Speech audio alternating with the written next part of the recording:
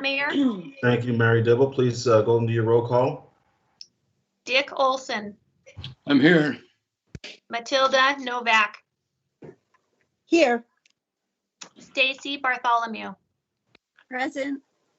Ray Kopczynski. Here. Bessie Johnson. Here. Marilyn Smith. Here. And Alex Johnson II. Here. Well, I would like to turn over the agenda to our city manager, Peter Trotzen. So Peter, please take the floor. All right, thank you, Mayor, and welcome back. The bad news is that we're only halfway through this retreat. The good news, we're actually 2/3 of the way through. And the good news for me personally is I got my power back last night, so practically dancing about that. As my old public works director used to tell me in the city of Bothell, public works is cool. So we've got the exciting world of public works to start off the afternoon, and then we'll follow up with community and economic development. You'll recall that we are in the process of reorganizing to create a community and economic development department, and that on January 11th, Council heard a long presentation from Jeff Blaine about the plan for this department. I acknowledge that Councilor Bartholomew was not on board at that time, but if I recall correctly, she might have been in the audience and heard anyway. In any case, we're always happy to answer any questions that any councilor might have. Combined with the parks and library services we provide, community and economic development functions are those which help to make our community. And then at the end of the 4-hour session, we'll close up with some information from the city manager's office. So at this point, let me turn it over to Chris Bailey and to Stacy Belcastro for Public Works. Thanks, Peter. Let me try to share my screen. We see you. How's that? Do you see my slides? Yes. Yep. Great. Miracle of miracles. Okay. Well, thank you. Good afternoon, Mayor and councilors and everyone else who's watching. My name is Chris Bailey, and I'm the Public Works Operations Director. I'm sorry if I look off this direction a lot, but that's where my notes are, and this is where my camera is, so I'm not ignoring you. I'm reading my notes. So I'm the Public Works Operations Director, and today Stacy and I will be presenting you this overview of the department. And Stacy, do you want to go ahead and say hello? Sure. So good afternoon. As Chris mentioned, my name is Stacy Belcastro. I'm the city engineer, but am also the interim Public Works Engineering Director, at least for the next few months, while our department is transitioning to a new organizational structure. And I think Chris is going to give an overview of that later on in the presentation. Okay, so in a lot of ways, Public Works is different in a good way. And we're different from the other city departments, and hopefully you'll understand that as we go along. So far, most of what you've heard from the directors of the other departments, they've been mostly or entirely dependent on the general fund for revenue, which is not the case for Public Works. 99.5% of our budget comes from sources other than the general fund. And so we hope to provide you with a little overview of that as we go along as well. So we still have our own challenges in trying to balance the amount of work we need to do with the funding we have, but we don't depend on property taxes like most of the city. And sometimes that's not clearly understood. So hopefully this will help clear things up for that. We're also a little bit different in that we have the largest budget in the city and the largest number of employees. And we always take the longest in these types of presentations. So apologies for those of you who've had to sit through Public Works budgets in the last, this will not be that long, but it's going to be long. So here we go. Okay. So I tried to remember back 20 years ago before I started working here and think of what I knew about Public Works, which was practically nothing. And I found this definition from the American Public Works Association, which is that Public Works is the combination of physical assets, management practices, policies, and personnel necessary for government to provide and sustain structures and services essential to the welfare and acceptable quality of life for its citizens. And that can look a lot of different ways in different cities, and we're going to show you what it looks like in Albany. So, Stacy. All right, so here comes some cool pictures that our city manager alluded to during his introduction. So in Albany, public works can look like street maintenance, Oh, hang on. Sorry. wastewater treatment, maintenance at the water treatment plant, stormwater management, engineering, design, and construction, repairs to pipes that deliver drinking water, maintenance at sewer lift stations, public transit. Well, this is a cool picture. This is the discovery and subsequent abandonment of 100-year-old structures located underground, or capital projects on the Santiam Albany Canal. We do all of these things here in Public Works every day and more. So the Public Works Department has a wide range of responsibility for the city's infrastructure, which can be broken into four of the main service categories, which is transportation, wastewater, drinking water, and stormwater. These four main services that are provided by Public Works support all four themes in Albany's strategic plan: great neighborhoods, a safe city, a healthy economy, and an effective government. Okay, so our organizational structure. This is a chart that shows the structure that we are going to July 1st. It's also the structure we had for many years prior to about 2015. Currently, we have myself, we have two directors, operations director, which is my position, and then we had a public works engineering and community development director, which is Jeff Blaine. And what Jeff unfortunately found is that community development really needs its own separate director. So as Peter mentioned, we're in the process of sort of dividing his responsibilities off, creating a standalone community development director position, and then going back to a single public works director here in our department. So I thought it best to show you what we're going to look like, since our current structure is only going to last for a couple of months and we're not really working like that anyway. So we'll have one director, and then we have four main divisions: engineering services, which is under the direction of Stacy as our city engineer; operations, which is has the most personnel in the department, and it will be led by Kristen Preston. The administrative group, which is headed up by Kendra Rowley, and then financial services, which is led by Jeff Babbitt. Altogether, we have 124 FTE in the department, and we're going to go over these divisions in more detail now. All right, so engineering services. So engineering staff consists of trained construction inspectors, engineering associates, and civil engineers. Staff is responsible for long-range planning to determine the infrastructure needs of the community as it develops. We review public improvement plans designed by private engineers to make sure that the design is per our standards. Staff inspects privately and publicly constructed projects to, again, make sure that the public infrastructure is constructed per our standards.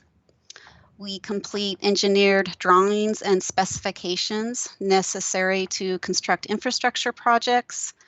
We work with regulatory agencies to ensure that Albany's stormwater, transportation, water, and wastewater programs are in compliance with permit and regulatory requirements. And we issue permits related to work within the right-of-way. This is permits such as an encroachment permit or a water meter permit. Finally, our staff works with professional consultants when necessary, and we issue and manage these professional services agreement. Next slide. Transportation services. So Public Works provides a range of transportation services to help ensure Albany's transportation system is safe and effective. In addition to services that's related to engineering work, which includes traffic analysis and transportation master planning, we also perform a range of operations and maintenance work. So routine street maintenance could include pothole repairs, crack sealing, replacing sidewalks that are heaved from street trees, street sweeping, maintain street signs and traffic signals. We also address hazards in the right-of-way. So some of you may have seen city crews out helping to clean up the debris from this weekend's weather. Hazards in the right-of-way can include trees, and often they are due to inclement weather such as wind, flooding, snow, and ice. Staff performs maintenance and repairs on the city's bridges. Often this is repairing a damaged guardrail on a bridge. And then we also have 3 public transit programs in and manage the airport. Wastewater services. So in wastewater, we provide treatment for the city's residential, industrial, and commercial customers at the water reclamation facility, also known as the wastewater treatment plant. We inspect, clean, and maintain pipes and manholes that make up the wastewater collection system. Staff televises the interior of sewer pipes to identify blockages or structural issues. One of the maintenance issues we contend with quite a bit is blockages from roots or from grease buildup in our pipes. So this is my friendly reminder, please don't dump grease down your drain. Staff also performs routine and preventative maintenance at wastewater lift stations and at the water reclamation facility. Let's see, we manage the Talking Water Gardens, which is our constructed wetland facility. And we work with regulatory agencies towards compliance with federal and state regulations. Staff in our wastewater group also locate all of the city's public infrastructure in the right-of-way through participation in the 1-800 utility locate hotline. Next slide. So drinking water services. On the water side, we make clean drinking water at 2 treatment plants. Albany's lucky to have 2 treatment plants. The Albany Millersburg Water Treatment Plant and the Vine Water Treatment Plant. We operate and maintain the water distribution system, including water pipes, pump stations, hydrants, fire hydrants, and valves. We plan for and perform routine and preventative maintenance. We operate and manage the Albany Santiam Canal and structures, flow control structures on the canal. And then we also, that includes a diversion dam. And then in drinking water services, we also operate the small hydropower generator that's located at the Vine Street Water Treatment Plant. Oops. Okay. So for stormwater services, that includes the management of systems that address the quality and quantity of stormwater in Albany. Our stormwater services include inspection, cleaning, and assessment of storm inlets, pipes, culverts, ditches, manholes, and our stormwater treatment facilities. Similar to wastewater, staff televises storm pipes to assess their condition and identify blockages. This skunk picture we like to share, it's a screenshot from a video that was taken inside one of our storm drain pipes. So staff also responds to spills or reports of contamination of the storm system. or to our local waterways. Okay, and that's it. Next slide. So internal services. So finally, we have several work groups in Public Works that work across all of our utilities that we classify as internal services. These work groups include utility billing staff, accounting staff, our admin staff who help manage our contracting documents, CMMS, track and help analyze the condition of all of our assets. The SCADA group are responsible for programming and automation of many of our facilities. We also have dedicated mechanics and water quality and environmental services staff.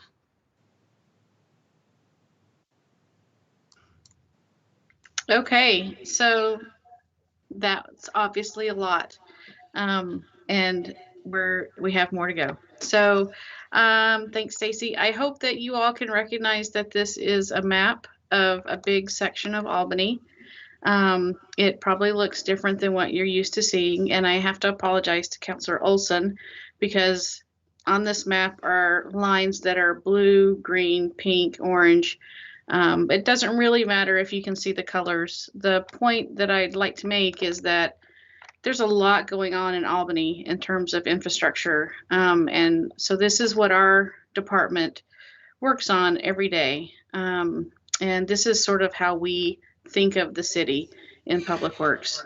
In addition to the lines that you see here, there's also dozens of other facilities that aren't showing up on the map, as well as, thousands of pieces of smaller infrastructure like manholes and valves. So it's a lot. I'm not going to read this slide to you, but I'm going to let you look it over and see what might jump out at you. I will point out a couple of things. We treat billions of gallons of water and wastewater in Albany every year. We have roughly 200 centerline miles of roads, which translates into over 400 miles of road surface, because that's just centerline miles. We have over 600 miles of pipe that are underground. And if you were to draw a straight line from Albany in 600 miles, you could get to the Grand Tetons, or you could get to Calgary, or somewhere between San Francisco and Louisiana or Los Angeles. So a lot of pipe, a lot of things for us to take care of every day. We drive thousands of miles every year, whether it's our transit and paratransit staff who are driving, throughout the day, all day, or just our field crews who are driving back and forth to their work sites, or engineering inspectors who are driving around inspecting construction sites. So a lot of mileage, which translates into equipment costs, fuel costs, maintenance, and then replacement costs. And then the last thing on this slide I'll point out is the $22 million in capital projects last year. So it costs a lot of money to keep these systems all working, and that is factored into our total budget. Okay, I want to take a minute and talk about our regional relationships. We work with all of our neighbors, and we have good working relationships with all of them. I, in particular, want to point out Millersburg. Millersburg jointly owns the water reclamation facility, Talking Water Gardens, and the AM water treatment plant with the city of Albany. And they have paid for those facilities based on their fair share of the use of the capacity of those facilities. We have intergovernmental agreements that define those ownership relationships, and we also have separate IGAs where that define some maintenance work that the City of Albany staff does for the City of Millersburg, and for which they compensate us. We also have another IGA that sort of describes how we host their mapping and asset data in our computer systems. So a lot of work with Millersburg, and we talk with them quite a bit and work with them throughout the year. We also work closely with Lebanon and Corvallis, mostly on issues such as water and wastewater management, but a lot of times we'll call each other and chat about how we're handling things as they come up. We talk frequently with both counties, primarily about road issues and transportation issues, although in Benton County right now, we are working on some regional water discussions with some other water providers in Benton County. And finally, we're part of the Albany Area Metropolitan Planning Organization, or AMPO. AMPO was formed after the 2010 census, which declared Albany an urbanized area. The MPO is a federal requirement and is intended to provide regional collaboration, particularly around transportation issues. The members of AMPO are the cities of Albany, Tangent, Millersburg, and Jefferson, and Lynn and Benton counties, and ODOT. Okay, so I'll spend a little bit of time talking about money. The Public Works budget for the current fiscal year is $88.13 million, which is about 45% of the total city budget. Public Works hovers around this 40 to 50% of the city budget ranking every year. So within the department budget, we have several individual funds, which are in the second box there: sewer fund, water fund, stormwater, streets, transit, and airport. Within those funds, we have various sources of revenue, and then they each have their own expenditure programs. So on this last box, I've shown the street fund as an example. The street fund receives revenue from state gas tax, the Surface Transportation Program block grant, which is for capital projects on arterial and collector streets, SDCs, and then other resources. Oftentimes, the source of funding has strings attached, which we'll talk about next. So this slide shows our most commonly used sources of revenue in the department. You'll notice that the general fund is not on here, so just want to reiterate that. And we do receive general fund revenue for transit, but for the most part, we are not receiving general fund revenue. Our first major source of revenue would be utility rates. These are charges for service, such as water rates or sewer rates. They can generally be used to pay for operating capital or debt expenditures. However, they have to be spent within their own fund. So water pays for water, sewer pays for sewer, etc. System development charges. Establishing and using SDCs is defined by law, but they are typically charged to pay for the impact of new development and growth on the city's infrastructure. It's far more complicated than that, but that's about all I would like to say about that right now.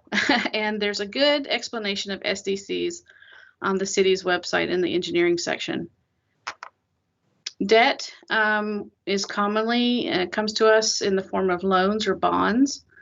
Public Works does not have any bond debt right now, but we have used bonds in the recent past to pay for a major series of street reconstruction projects.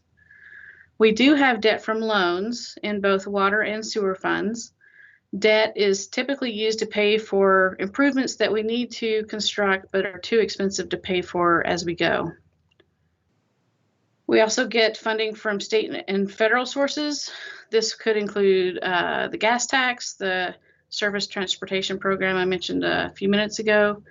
We also do receive a small bit of state shared revenue, as Gina discussed yesterday, that goes to support the public transit programs. And finally, grants. We have a variety of grants that come into the department. Grants usually have a local match or at least an in-kind match requirement. We get small grants and big grants, but we use them most in public transit and airport to pay for those programs.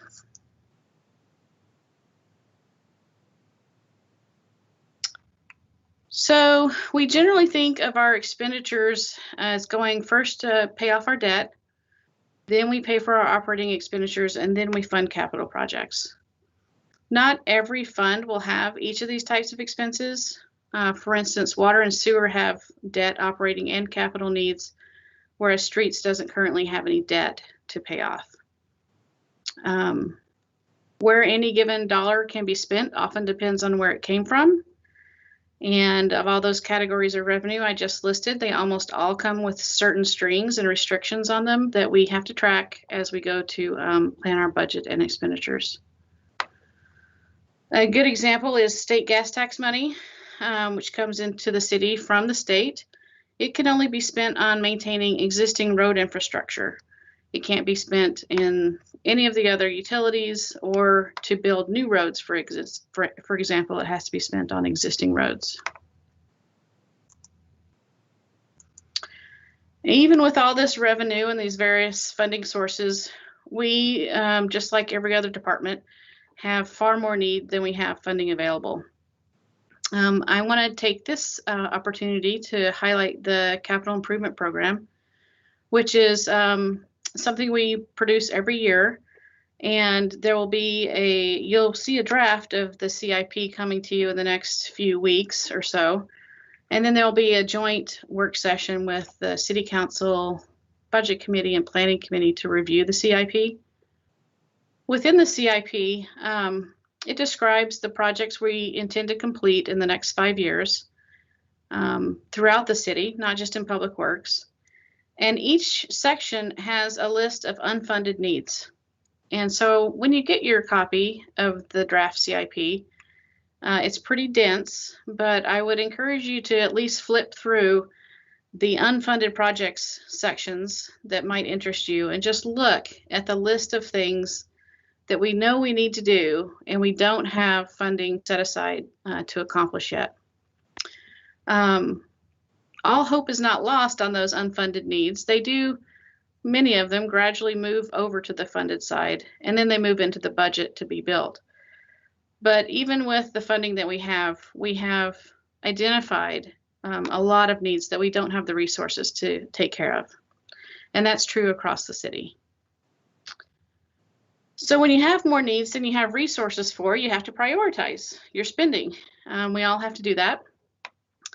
And the city staff does this by talking with the council to help try to define what is an acceptable level of service. We may not come to you and say, this council item is defining an acceptable level of service in those words, but a lot of times that's what we're doing. You know, we have this need, we have this much money, you know, what would you like us to do with this money? That's really what the budget process is about. And when the council gives us direction on what level of service they find acceptable, then we can go and try to accomplish that, giving our available funding and prioritizing our work. An example of this would be street maintenance. A few years ago, we talked with the council about street maintenance funding. We don't have enough funding to maintain all of the streets in town. And so we talked with the council about, you know, there's ratings on streets from 0 to 100. What target would you like us to shoot for? And once we had that direction, then we can sort of look at our list of streets that are above and below that target level, and we can prioritize which ones we'll work on in which order. So that's the sort of level of service definition that I'm talking about. Paying for these needs is a combination of pay-as-you-go and debt financing. For relatively small capital projects and capital maintenance and facilities projects, we usually are able to pay for those using our capital funding that's available and by phasing work across multiple years if needed. In the water and sewer funds, we've set annual water or capital funding targets that keep us on track and try to minimize the backlog of projects that gets built up over time. Larger projects require outside funding, such as bonds and loans. And we always discuss those with council ahead of time, and sometimes there's a vote that's required before we can take on that debt. I want to take a minute and address something that Peter brought up yesterday, which is the bus barn. This is an example of an unfunded need. The bus barn has been on the unfunded needs list for probably 30 years. Our current bus barn is a pole barn behind Fire Station 12. And as Chief Wooten mentioned yesterday, this is also where the fire department does a lot of their training. The bus barn is where the transit operators start and end their day. It has power, but it does not have heat, air, or running water. The fire department does allow our staff to go inside the fire station to use the restroom when they need to. The building is just completely inadequate. We only have space for 3 or 4 buses inside, and so we have many buses parked outside. Buses, you might be interested to know, currently run for about $500,000 a piece. So we have hundreds of thousands of dollars of equipment sitting outside, which is not ideal. And we're about to buy 4 more buses. So we're running out of space, and fire would really like that space to do their training. So we all want to move, but we cannot, we have not been able to piece the funding together to make that happen. The estimate for design and construction of a new bus facility is about $4 million. The transit program operates on a shoestring every year. However, the state recently established a newer pot of money called the Surface Transportation Improvement Fund, which is dedicated to public transit. So that money, combined with some federal grants, maybe some funding from the COG, and other funds that we can piece together, we're hopeful that we'll be able to get this bus barn built in the next 2 or 3 years. I want to mention this because it's an example of a goal it's been in our strategic plan. It's been on the unfunded needs list for years, but we've not been able to make progress because piecing together the funding is extremely difficult when there's so many competing needs. Transit is a program that lives by grant funding almost exclusively, and the grants always require a local match. Our only source of local match, or not only, but primary source of local match has always been that state shared revenue. Now with this state funding, we'll be able to have a greater local match and hopefully leverage enough funding to be able to accomplish this goal and check it off our list, which will be great for us and for the fire department. So funding is just one of our current challenges. Street maintenance, I mentioned. We also have SDC revenue, which, as we've discussed, is supposed to pay for the cost of growth. When we took on debt for our water and sewer projects, we assigned a share of that capacity of those projects to future growth, and then calculated how much that would work out to, and the SDC revenue is supposed to pay for that. The SDC revenue is typically not keeping up, and when you have a debt payment you have to make, and you pay for it, rates pays for the current share, SDCs pays for the growth share, there's not enough SDC revenue, well then rates have to pay for the more than their fair share. So that's something we'll be talking about with you when we do our water and sewer rate presentations here in the next few weeks. Public Works is highly regulated. Drinking water is regulated through the Federal Safe Drinking Water Act and then through the state drinking water program. The wastewater and stormwater are regulated by the Federal Clean Water Act and then DEQ in the state. And I'll present the Albany-Santiam Canal as an example of a piece of infrastructure and try to list the agencies that influence our work on the canal, which would be Drinking Water Program, DEQ, State Historic Preservation Office, U.S. Army Corps of Engineers, Division of State Lands, Oregon Department of Fish and Wildlife, National Marine Fisheries Service, the Federal Energy Regulatory Commission, and I think I'm forgetting 1 or 2. So that's 8 agencies that touch that piece of infrastructure, and depending on what we're doing, we have to coordinate with a number of them. Significant regulatory issues that are coming up for us. We have a discharge that allows us to release treated wastewater and through our NPDES permit. The permit renewal process is starting and probably will take 3 to 5 years or so and be quite expensive, but we have to do that in order to continue to operate the WRF. We have the new phase 2 permit for stormwater, which we will be receiving here anytime now. And it has a number of costs and activities that go beyond public works for the city. We have emerging pollutants in drinking water and wastewater. These sometimes we see these things coming and sometimes they pop up quickly. For instance, the cyanotoxin problem that came up a couple of summers ago was unexpected, and we had to react and adapt to new rules that came out because of that.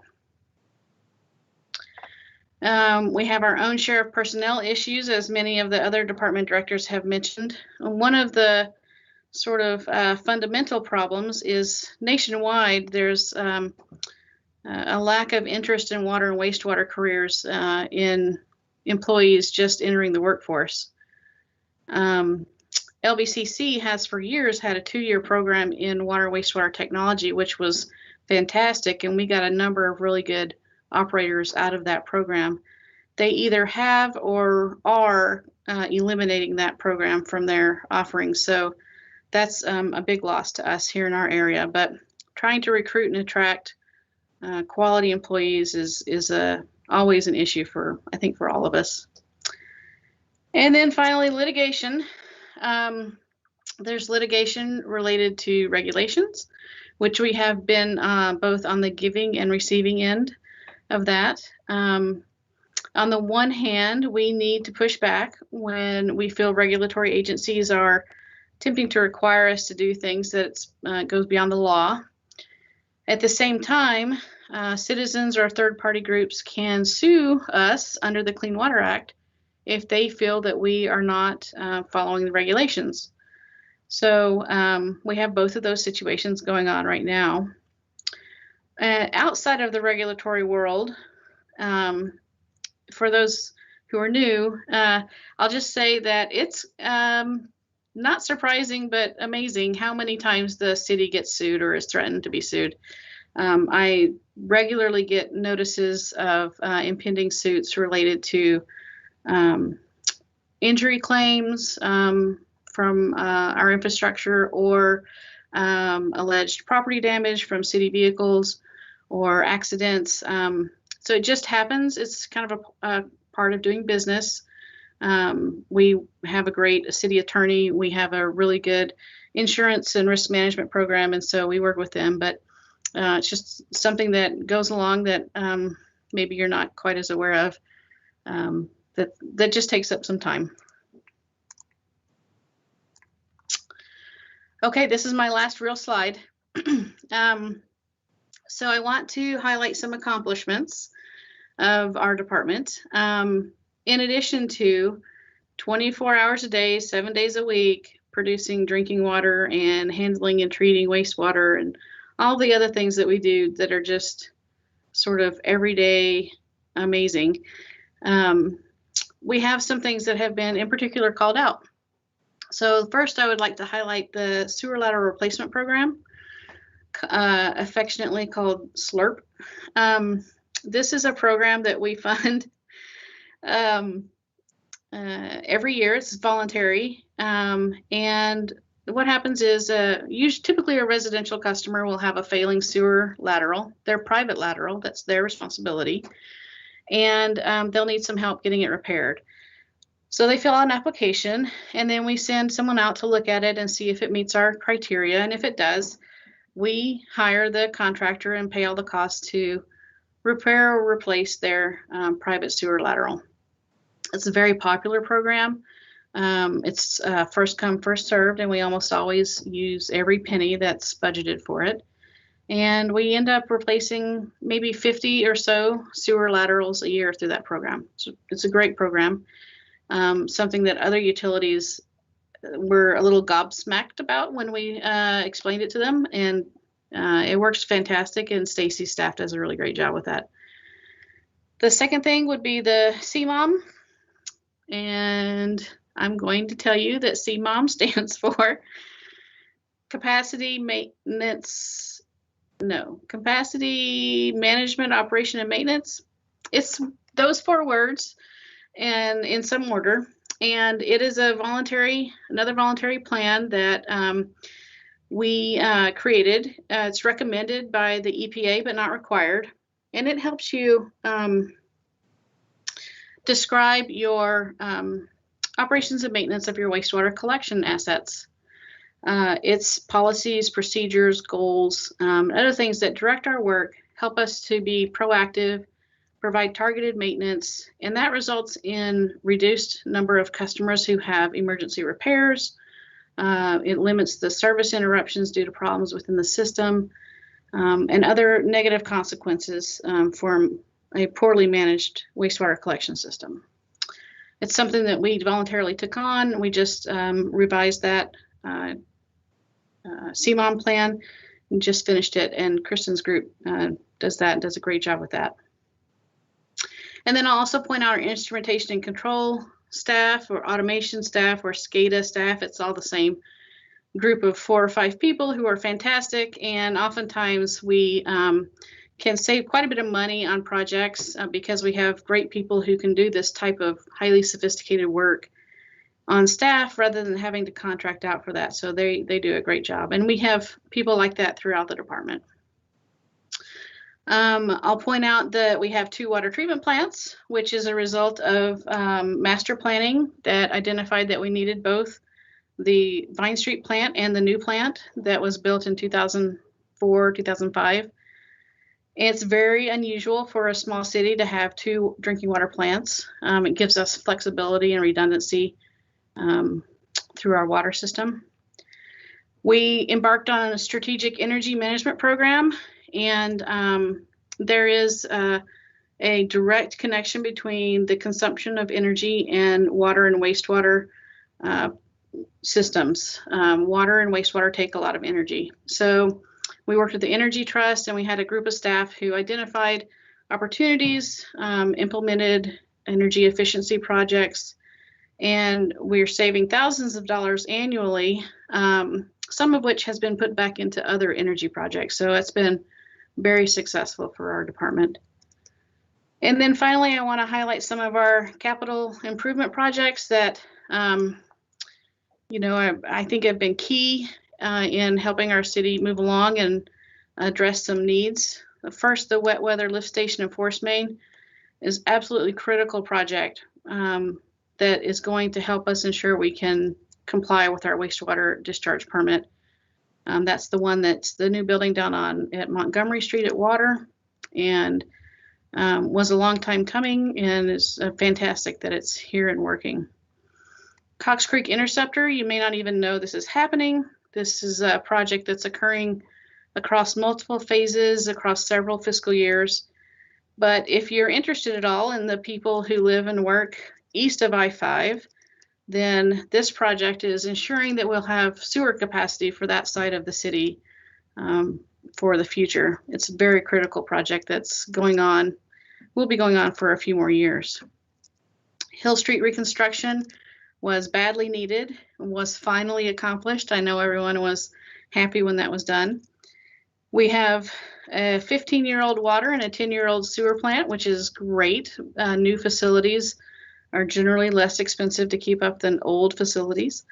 And then we're implementing wastewater solids dewatering and compost projects, which are going to help resolve problems we've been having with wastewater solids for years. So they're just some key things that wanted to point out that we've managed to get done. Okay, so it may not have seemed like it, but that was a relatively quick overview of the Public Works Department. And I hope that you are better able now to answer the question, what is Public Works? And Stacy and I are happy to answer any questions you may have. Thanks, Chris. You finished with plenty of time for questions. So let's go to Councilor Bartholomew.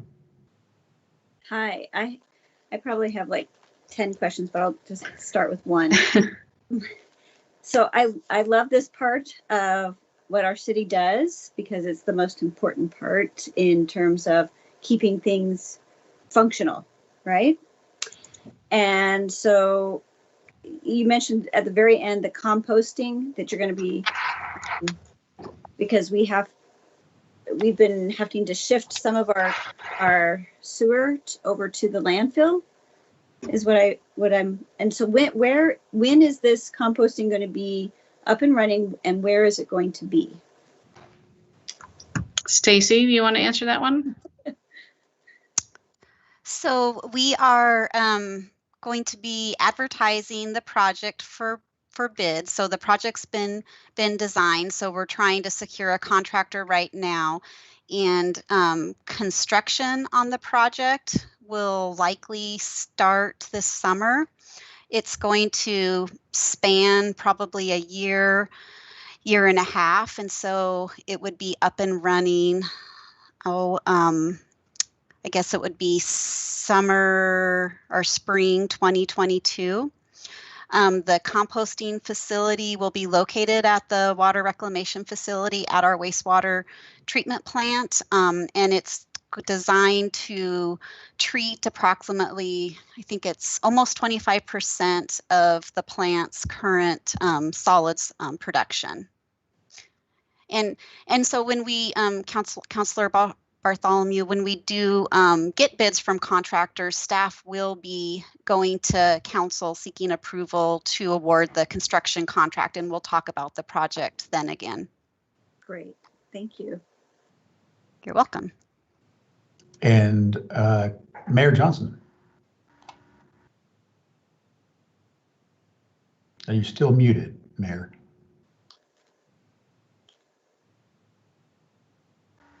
Mayor, you're still there. Okay, got it. So, question I have is, I know we have a relationship with other municipalities like Lebanon that we take care of some of their waste. How does that impact our costs? Do they support, do they provide resources for our effort and time in processing their waste product?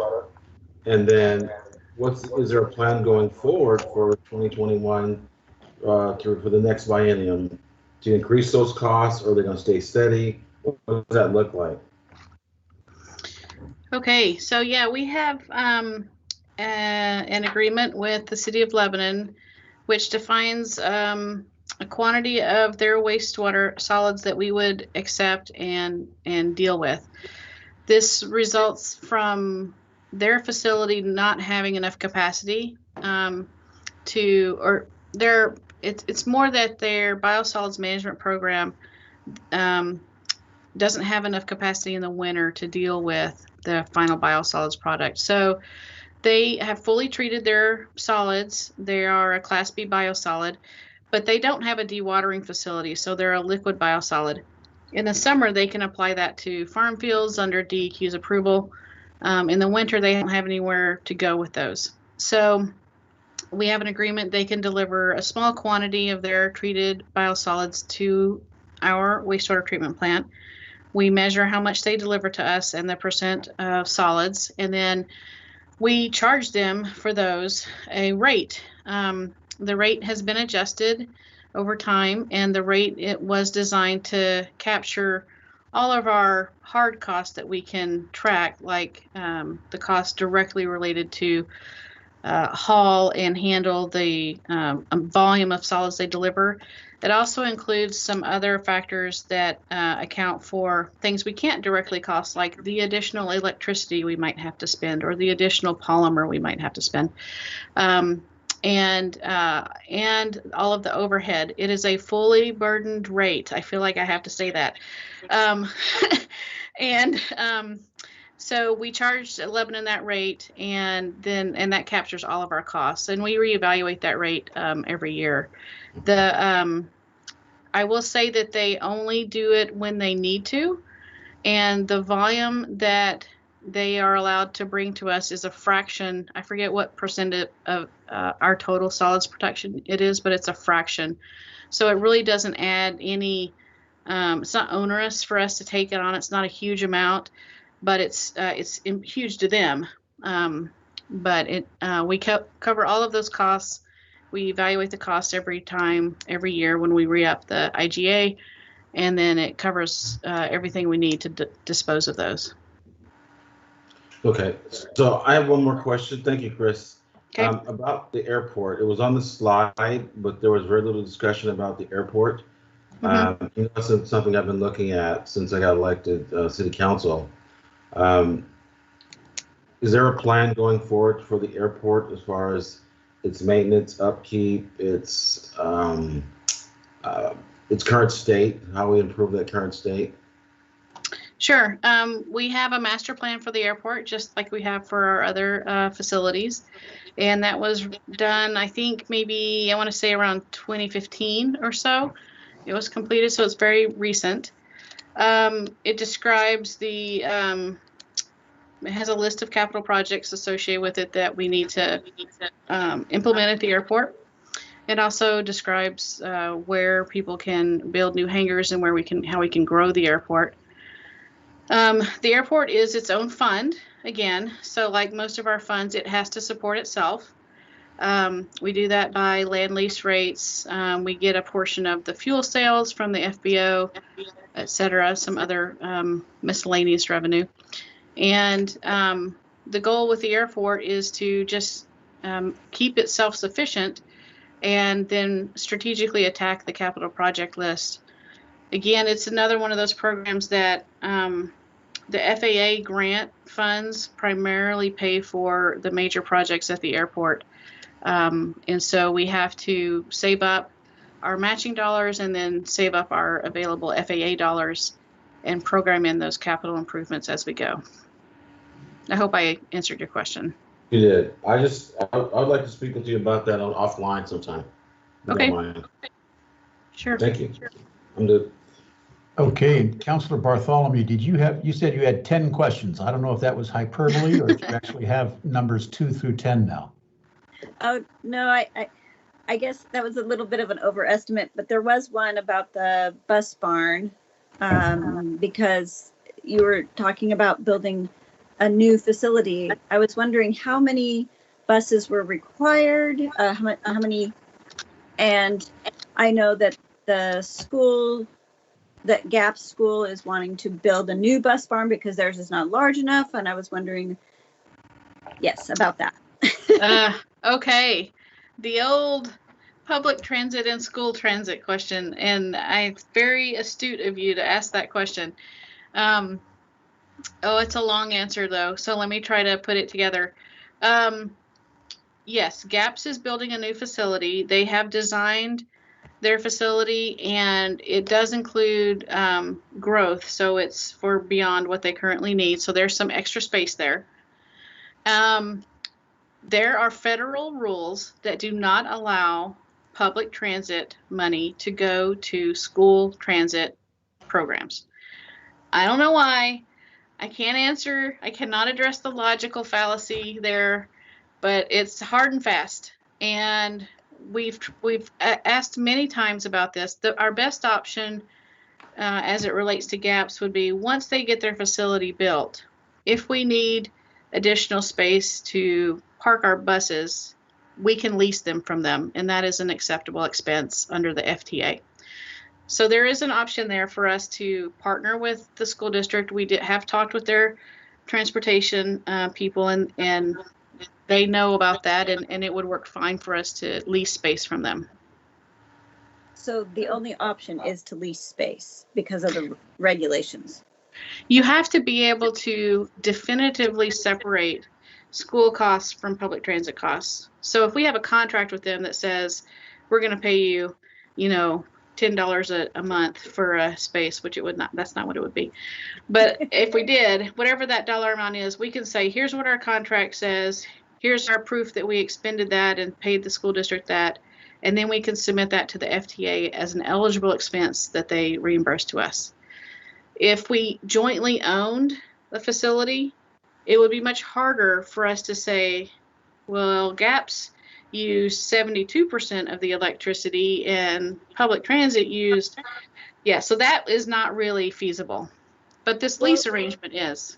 Yes, well, my understanding is that they're building a new facility and they need to sell their old facility. Yeah, we don't want to buy that. Okay. Okay, it's not going to be usable for us. Is I hope that it is usable for someone. okay. Thank you. Mm-hmm. Okay, thank you, Councilor Bartholomew. Any other questions for either Chris or for Stacy?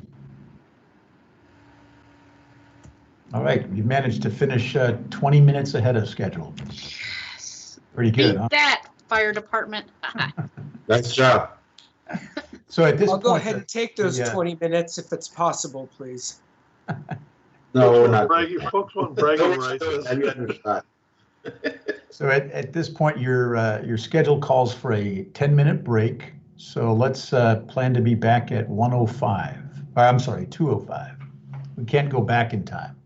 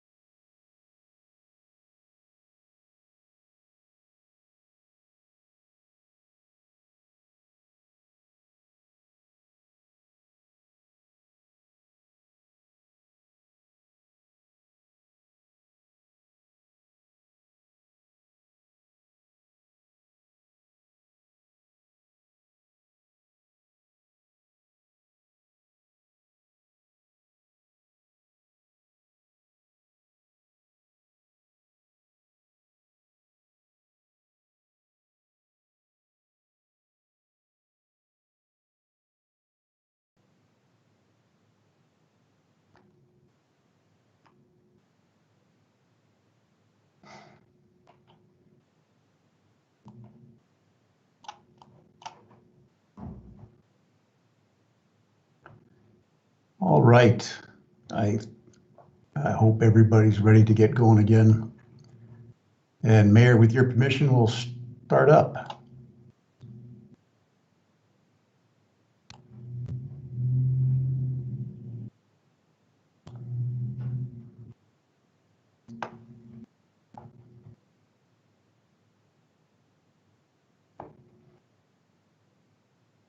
And Mayor Johnson, are you back yet?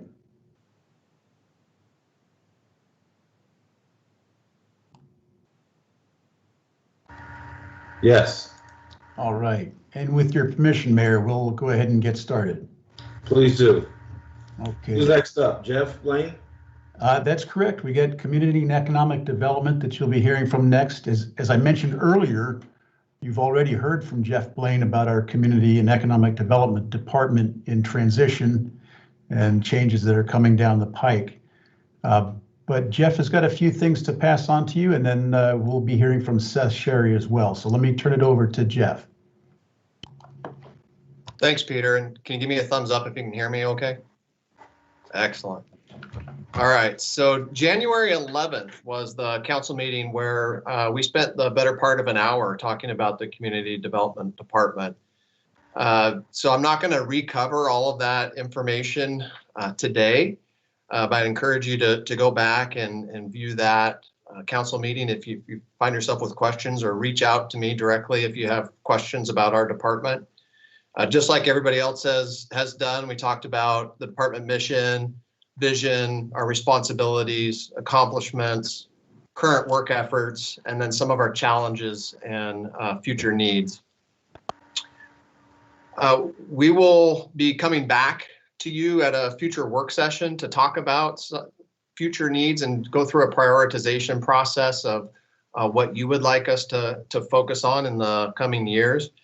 But I want to emphasize today that I think it's very important that we continue to focus on housing affordability for people at all income levels. And you will have the opportunity to continue to have those type of discussions in various forms. And I really believe that we can make some positive impacts in that area. We just have to continue to stay focused on it and driven to impact some change. Don't really need to get into that with you today. As I said, we're going to be talking about that quite a bit in the coming months. The only other item I wanted to remind you of today was just where the department has been from a staffing level perspective. That's something you've heard a lot about from the other departments. And so I just wanted to tell you the community development side of that story. And for those of you that have been involved with council for a while, back in November of 2019, we had a very lengthy discussion about general fund monies and how the money flows. We talked about forecasts. We set the stage for some concepts surrounding a general services utility. And part of that conversation was a detailed review on staffing levels for all the different departments. And in that analysis, we showed you that community development was down 11 FTE from fiscal year 2010, 2011. And we also showed you that community development and parks had cut the most FTE since the recession. And although it's not community development, it's interesting to note that parks at that time was the only department that had continued to cut since the recession. And they're also the department that has been the hardest hit through COVID and having to do additional cuts. So when Parks says that they're feeling some pain, they really mean that they're feeling some pain. The 11 FTE, that was 8 building staff and 3 planning staff.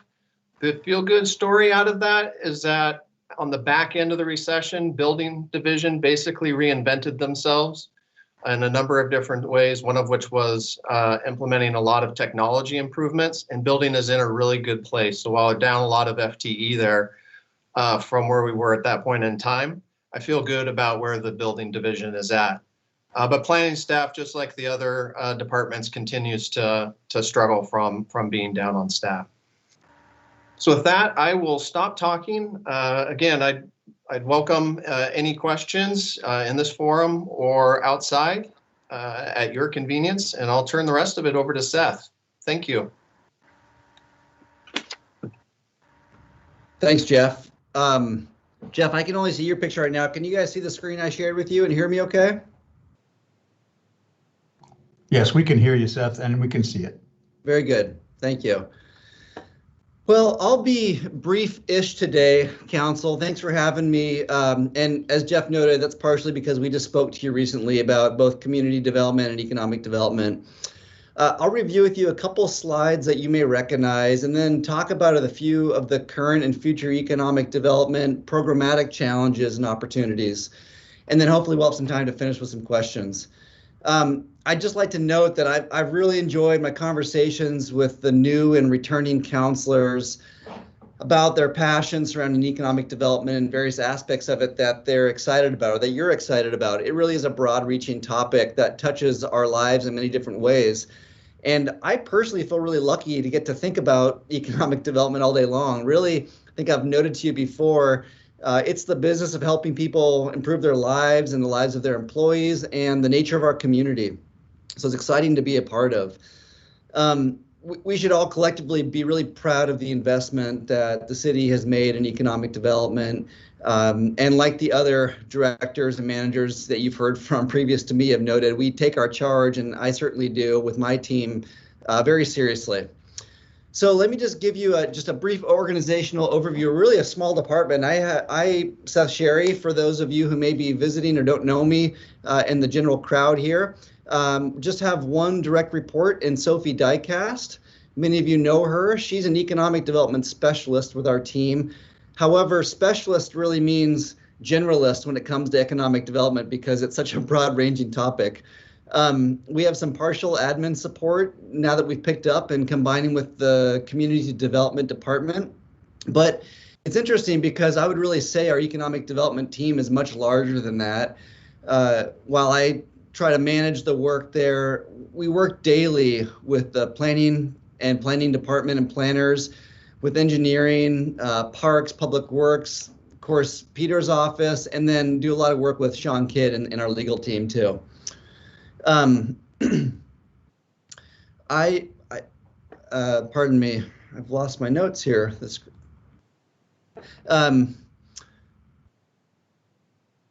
So let me go to, can you see slide 2 now? No, Seth, we have the screen of your Microsoft Teams. That's actually, oh, you do here? Okay. Yeah. Someone else's screen just popped up on mine. That's why I'm confused. Let's try this again. How does that look? There you go. You got it. You're seeing that there? It's a slide entitled Recent Impact. Yeah, correct. Okay. So just again, and maybe in terms of review for how our team supports the city's mission of a healthy economy, I thought I could, this time, instead of reading you each of these goals, which I shared with you last time, maybe share a few examples of these.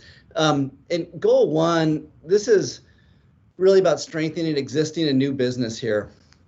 We do that primarily through what we call in the industry business retention and expansion work. And that's essentially getting to know businesses, building relationships with them, what their problems or challenges or obstacles look like towards growth and development and adding jobs, and do our best to bring resources to bear to help solve those problems. That's occasionally identifying internal issues that we might have in the city that are acting as barriers with policy or processes. But many times it's about bringing resources to the table that exist from other partners that we have to problem solve aspects of business growth and development. That being said, we also have a few other tools that we use in that. One, I spoke with you a week or two ago about the Enterprise Zone program. This really does focus on expanding local business and attracting new ones.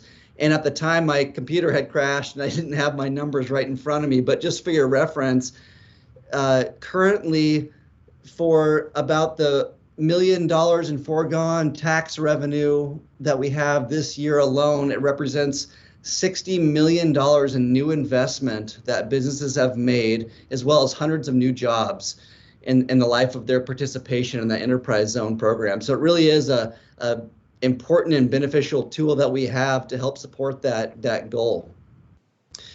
Goal number 2 really highlights the fact that we don't work in a vacuum. And I'll again share a few examples of that.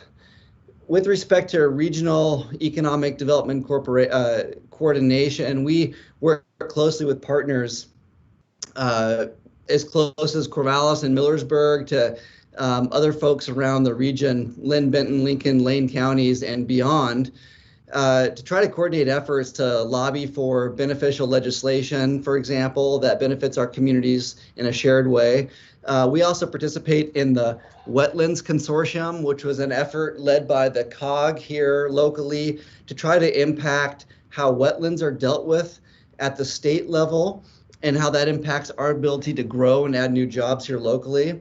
We've participated and been spearheading in a large EPA brownfields grant, which we received as a part of a Benton County coalition we're a part of. That was a $600,000 grant from the EPA to support economic development, primarily by removing barriers towards mitigation of potentially contaminated properties. And I'll show you a few examples of that in a minute. And then our staff also participates in the statewide Organization for Economic Development Association, which has been invaluable for us in sharing best practices and questions with one another. I won't say much about goal 3 right here, but in goal 4, this is really talking about our central Albany revitalization area. This is a focus on downtown revitalization, and really it speaks to a bigger opportunity within economic development. Historically, we've thought of it as a 3-legged tool where you focus on business retention and expansion, recruitment, and then growing your own, supporting startups and so forth. But increasingly, we've understood the element of placemaking in one's community to be so important in how we can retain and attract new jobs as well. We want to have a place where people want to live, work, and play, and you can bring investors or potential investors or employees, and they're impressed by and want to bring their families here and their money. So a few recent impact items I'd share with you with respect to our work. This is really in the less than 2 years, we've orchestrated and helped implement $2.7 million in direct business financing, which has been leveraged to well over $30 million of business investment. So this is where we've brought unique financing tools to the table, and in this case, specifically from the city's own funds to help leverage that, create new development that wouldn't happen otherwise, and see projects become bigger and more successful than they could have been on their own. Almost always partnering with traditional financing institutions. I mentioned that EPA Brownfield grant. This is not fully represented here, but we've facilitated, staff here specifically, 270,000+ in brownfield remediation grants and preparation grants. A large chunk of that has been used on the YMCA facility and taking down the old Oberto's property that they have there. And other ones have been used on some larger redevelopment projects downtown as well. So a really good example of how participating in that regional consortium has been so helpful. We advocated for and developed programs totaling in excess of $700,000 in COVID relief dollars for small businesses here locally. Supported 2 successful recruitments, new companies coming to our area that were in support of and worked in the cluster of the specials metal industry, which is centrally important to job creation and retention locally, and have made over 200 unique business contacts where we actually are providing a service or answering a question or something like that. Some of those are repeat customers and some are new. But again, this falls under the hat of business recruitment, or excuse me, retention and expansion work, that BR&E bread and butter work of economic development. So with that, I want to take a few minutes to talk about how the next few years are going to look and make a note about our budget development process as well. Economic development here in the city is funded in 2 ways. The largest portion is through the CARA district, through urban renewal. And that fund essentially that money transfers to our economic development fund and helps cover the cost of staff here, our personnel costs in economic development. However, a portion of the city's transient lodging tax also helps cover that cost. Now, I want to talk about TLT for a moment, or transient lodging tax, and about a few changes that you can expect to see shortly. First of all, transient lodging tax, as you probably know, is a small tax that's assessed when anyone comes and stays at a hotel here locally. But it also applies to now, because we've updated our municipal code with support of council last year, to include any lodging intermediaries like Airbnb, for example, VRBO, and the like. So when anyone comes and stays there, 9% or so goes to a transient lodging tax.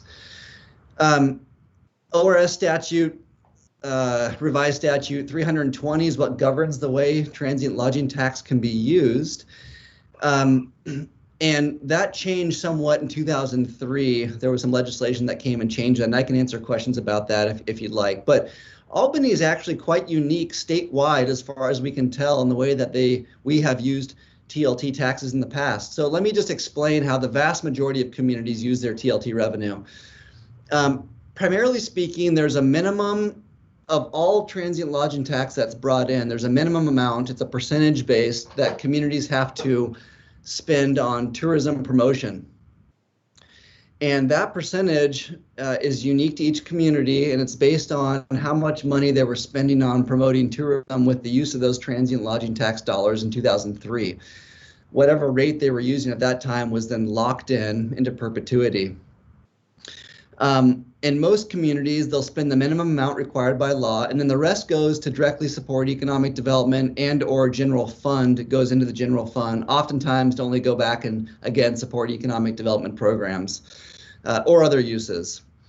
Transient lodging tax is a finite resource that varies from year to year. Prior to COVID, we had seen some small decreases for about 3 years in how much transient lodging tax the city brought in through folks coming to stay in hotels here.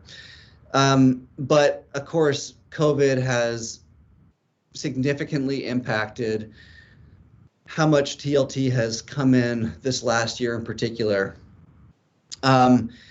Given that it's a finite resource, the city, moving forward as we do projections into the next biennium, will not expect TLT revenues to be back where they were pre-COVID, at least for some time. So given that fact, for many years, it was assumed, or we had contracted for services with outside agencies to promote tourist or tourist facilities here in the city with some of those dollars. And that included support for events like the Northwest Art Air Festival. Now, with respect to those outside agencies, the city cannot expect the same scope of services from them as we've funded in the past, because that same amount of funding just does not exist currently, and again, may not come back for some time. So with that in mind, we'll be coming to you with a budget proposal that is different than what we've had in the past, and it will probably more closely align some of the stopgap measures we had to put in place last summer to avoid budget deficits, and we'll have to employ those same tactics moving forward. Primarily meaning we will be able to more effectively say we're not going to be able to spend more than we're bringing in.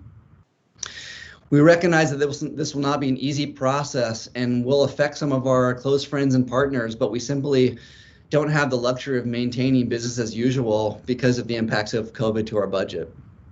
So again, we can have some time for questions about that, but I'll say one more thing about some medium and long-term strategies around economic development. Economic development and job creation is closely linked to land availability. Land availability is influenced by a number of different things. Zoning being one, is it available and is it the right kind of land to create jobs on? And is it shovel ready? Is it reasonable, when I use that term, to think that within the next year or less that a firm could purchase and start building and doing whatever they do on that property? We have a significant lack of shovel-ready industrial, light industrial zone properties here at the city.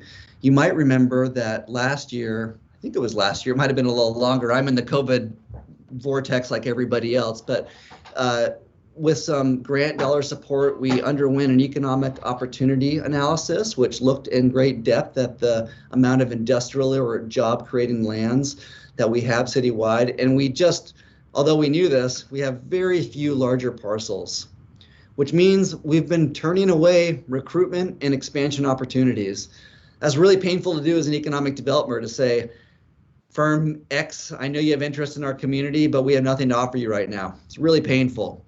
So I tell you this to plant the seed that as we finish up budget season, we'll shift gears with you and start working on implementing some strategies to make land available that we desperately need for sustainable growth in the city, both for job creation, but also for housing creation.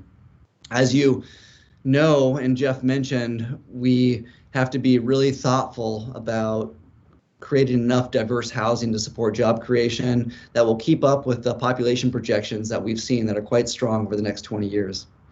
So with that, I will finish my prepared comments and welcome any questions that may exist.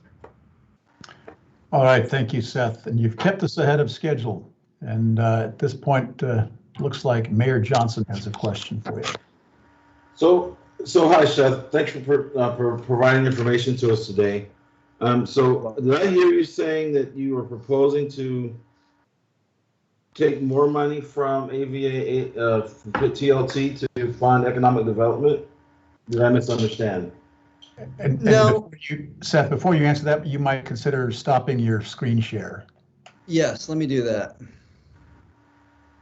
Is it off now? Yeah. Okay. So I'll try to answer that. Mayor, I'm not proposing necessarily doing any less, but what I'm saying is the amount that they'll receive is less because we have less. And so our methodology and way of looking at forecasting and allotting that money will certainly be less. Now, that being said, the council will certainly have an opportunity to explore how they want to use transient lodging tax dollars moving forward. And I'll just say that we use it very differently than most of the state does. And I think it would certainly benefit you all to take a good look at that. Whereas Seth, in the past, go Seth, ahead. Can I interrupt for a second? Just say that, if we start having budget discussions, we're getting close to having the need to notice it. So we can talk about it in vague terms, but the real meat and potatoes of budget discussions has to be saved for a time when we can properly notice it.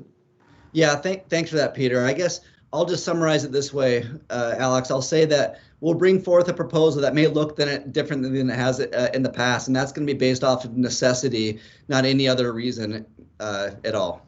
Okay, thank you. Mm-hmm. And Councilor Kopczynski.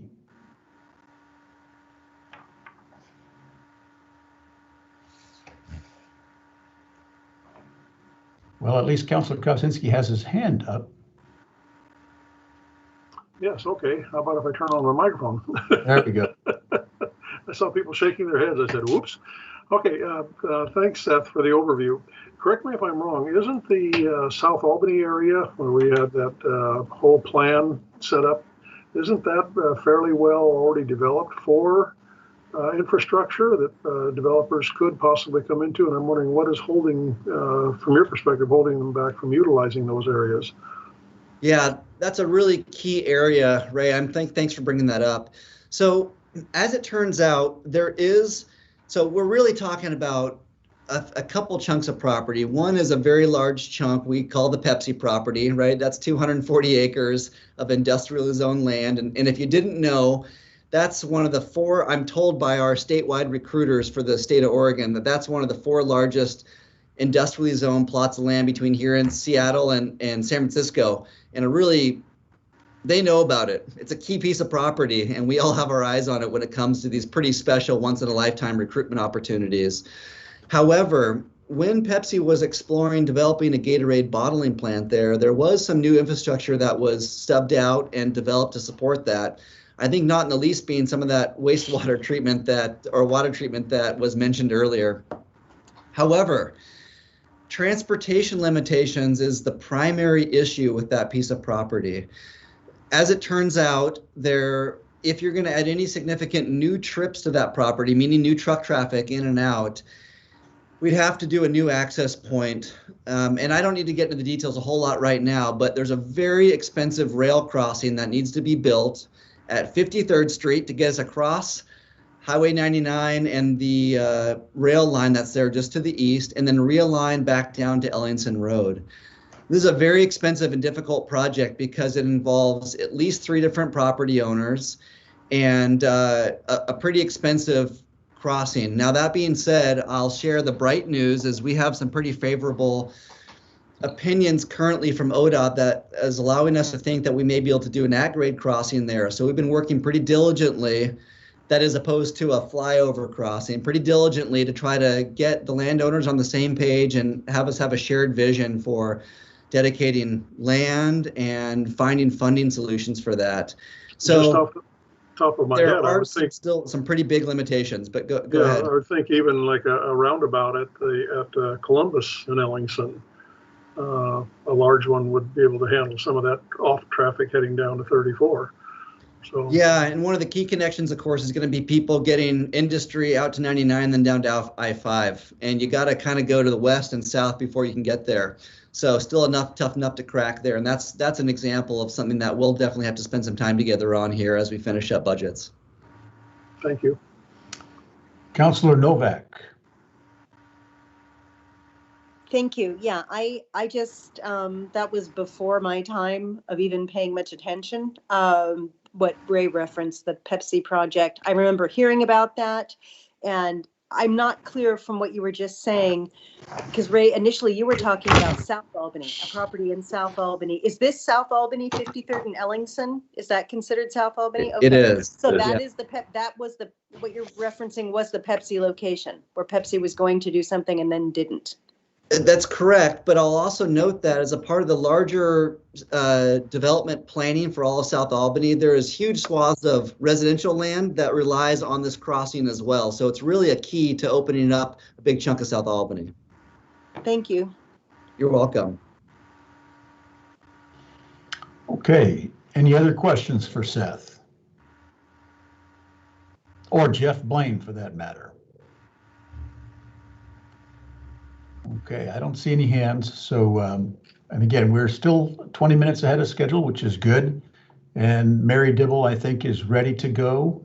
You're making, Mayor Johnson, you were pointing. I don't know if you, okay, keep going. Yes. All right. Mary Dibble is ready to go. So over to you, Mary. And let me back up a little bit here. I have wanted to give you a little bit of a preamble. Okay, so we're gonna talk a little bit about the little staff that isn't really a department.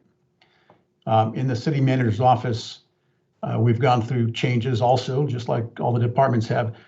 Jorge's departure earlier this year for Florida and for Flagler County meant the loss of our resident expertise in strategic planning and survey analysis and performance management, as well as our primary source of translation in Spanish and English. But even before Jorge left, we lost our Minister of Orphan Projects. Yeah, you didn't know that was an office, but that was an office that Marilyn Smith held. But one of the values of this team is that this team, and I mean the whole team, the whole city team, is that they're flexible and agile and that we can adapt. So we reorganized in the small staff of 5, which includes our Central Administrative Officer and PIO, who you know as Holly Roten, our Communications and Engagement Officer, who is Matt Harrington, and then, of course, the best city clerk staff in Oregon, Mary Dibble and Allison Lease. You may note that you haven't seen a legal department. We have a very good city attorney in Sean Kidd. All of you know him. And although the firm of Delapore Kidd provides city attorney services under contract, he and Laura, his assistant, are very much a part of our team. And for all intents and services, you can consider them as part of the city manager's office. So now let me turn it over to Mary Dibble. Good afternoon. Can you see me and can you see my screen? We can. Okay, thank you very much. And I do not pay Peter to say that. There's a joke behind why he always says the best city clerk, but I appreciate it. And I'll tell you guys the joke later. So I'm being professional now. Thank you for this opportunity to talk to you. I'm glad that I get to tell you a little bit more about what city clerks do, considering you see us during council meetings twice a month, but we're busy with many other things not related to the agenda at all. And first, I'd like to stop right here and talk about the two extensions you see behind Allison Lease and Mary Dibble's name. CMC stands for Certified Municipal Clerk, and MMC is Master.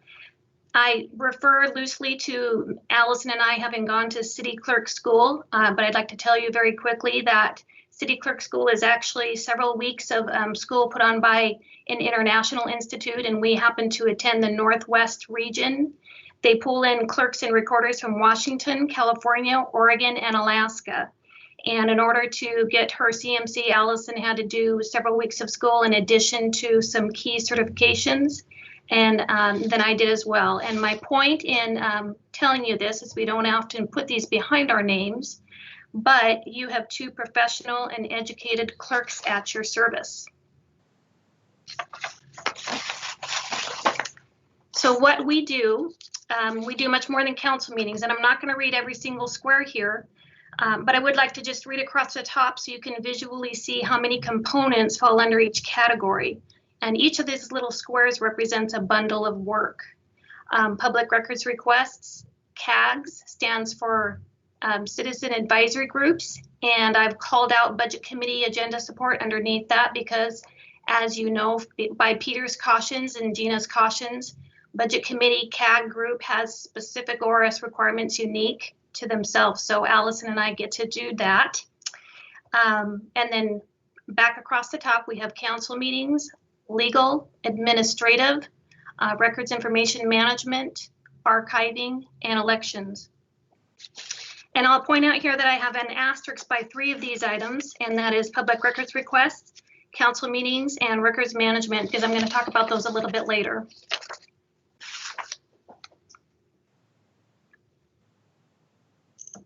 Yep, too far. So the city's mission is to provide quality public services for a better Albany community. The way your city clerk's office does this is through compliance, consistency, and connection.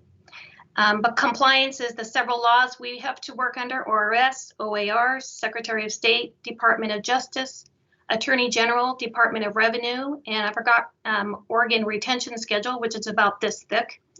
And we also work with other counties, Lynn County, Benton County. And then I also wanted to point out that in 2019, we were subject to executive orders by Governor Brown. As you know, things were changing very, very quickly. That's also true in virtual meetings and what we were allowed to do and not allowed to do. And Allison and I were very, very quickly adjusting to that and getting the word out as quickly as possible. We also consult frequently with the city attorney, League of Oregon Cities, and OAMR. OAMR is the city clerk listserv. We also strive for consistency, and we do this by providing tools to city staff with several different types of documents and memos and tables and that sort of thing, and we're trying to make the city's products look consistent and look the same. And we also connect people with information, and that includes our staff, public officials, and the public. And we do that in several ways, including obvious ones, public records requests, elections, but then also something less obvious is archiving. Archiving is a big job. We are the records custodians, which means we have to have control of all the records and know where they are. That's a big, big job.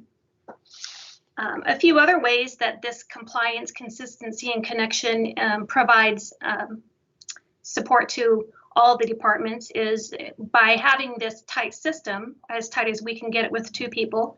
It's a level of risk management by having these legally sound processes. We help all of our CAG staff liaisons by giving them the guidance they need.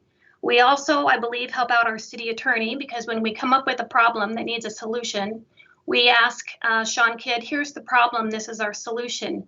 And what do you think about that? And of course, we always defer to him, but I do think it's helpful that we propose a solution to him. And I tried to get a hold of him before this meeting to confirm that is true, and he did not respond. And so, as you know, silence equals yes. We also just answer lots and lots of questions for our staff.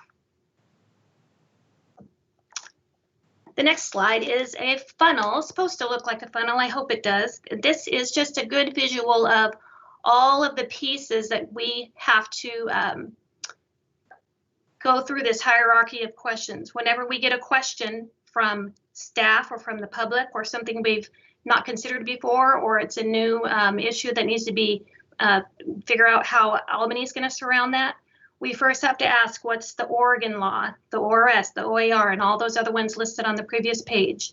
Once we figure that out, then what's Albany's law? What's the charter, the AMC, City of Albany's very, very unique voting rules, and then Robert's rules. After we finesse that, then we get down to what's the industry best practice. And at that point, we stop and we ask League of Oregon Cities as needed, or we'll check with and with other city clerks through OEMR. And then finally, after we get all of that whittled away and we have an idea of what we want to do about what we want to do here in the City of Albany, we check in with the city attorney, the city manager, and the mayor to make sure that we are producing a product. What comes out is properly noticed public meetings citywide, accurately and legally sufficient minutes citywide, timely public records requests, RIM program, and then training programs.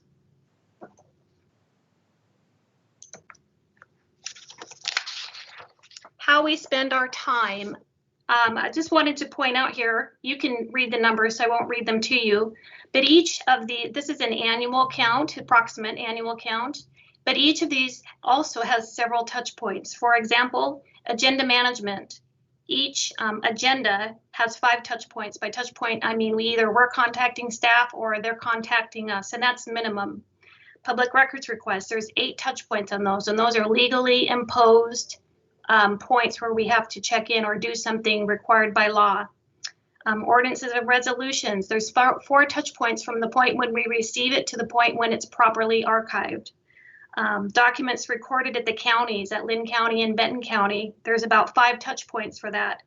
Then records management forms, there's 5 touch points. And so those numbers are times those multipliers. So this represents a lot of work. You can also see the documents that are archived on the bottom right-hand side, and I won't read through those. I'll just let you know that it's required by law. Some of those records that you see there are permanent records we always have to keep. They're all scanned into Laserfish. Many of them are posted to the website, and the permanent records are in paper. Some of those that you see are not. Some are electronic. And frankly, it was easier when it was all paper, and that's not the case anymore. You would think it'd be easier to do electronic, but if you can imagine herding cats, that's kind of what it's like in the electronic records management world. So the next slide, this is a little bit more about how we spend our time. And because we don't have a council agenda management system, we have to use the tools that we have available. We do quite a bit of documents about agenda management, public noticing requirements, public hearings, et cetera, and the same with records information management.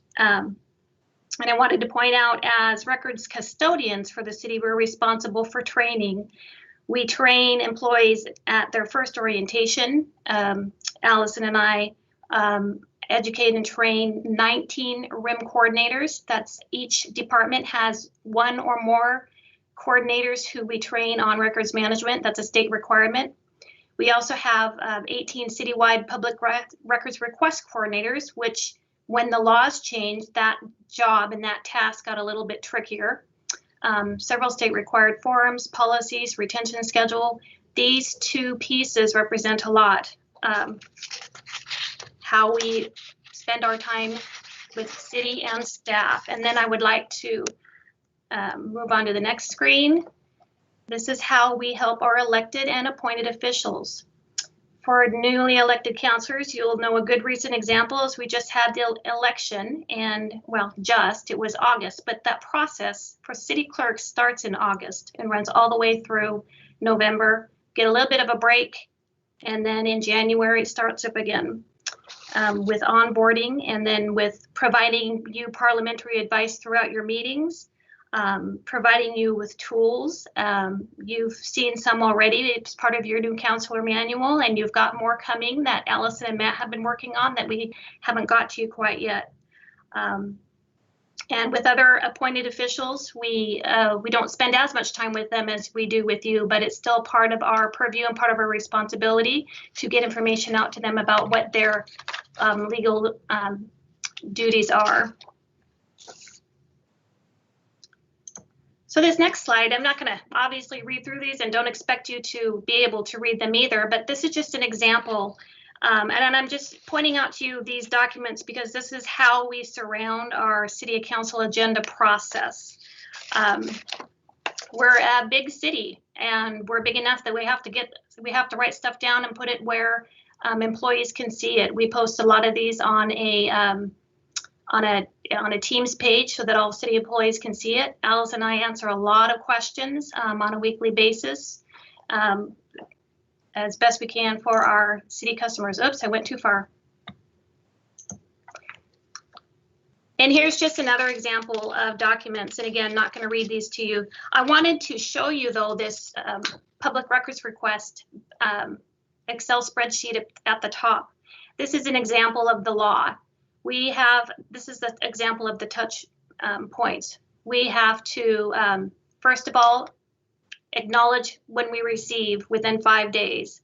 And then we have 10 days to respond. But in that 10 days before you respond, you have to stop and calculate charges. If those charges are more than $25, you have to stop and then get written permission to proceed. If they say you can proceed, then you have to get payment.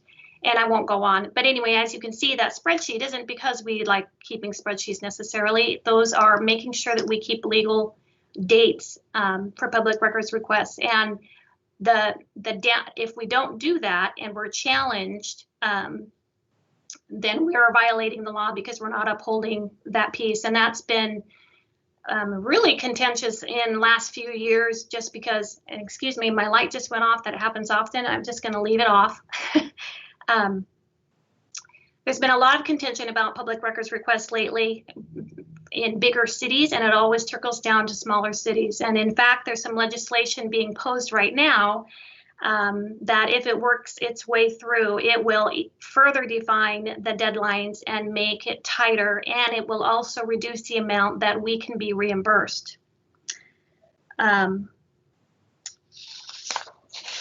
And I wanted to point out this quote I have here from a famous person, and I'd like to also say this is a better quote than fire department or anyone else. The quote is, "You have that information in table? Of course you do." And this comes from Marilyn Smith, retired PIO.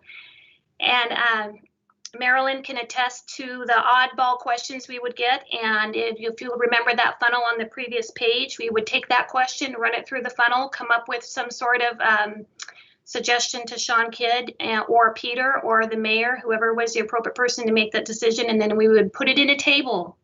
The reason we put it in a table is so that we wouldn't have to revisit that same question, whether it be 2 weeks, 2 years, or 4 years later.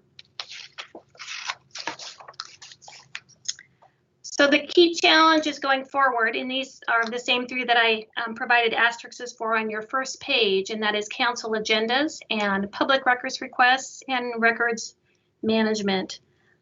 This is basically based on staff, and everyone has reduced staff. Peter's already talked about city managers reduced staff.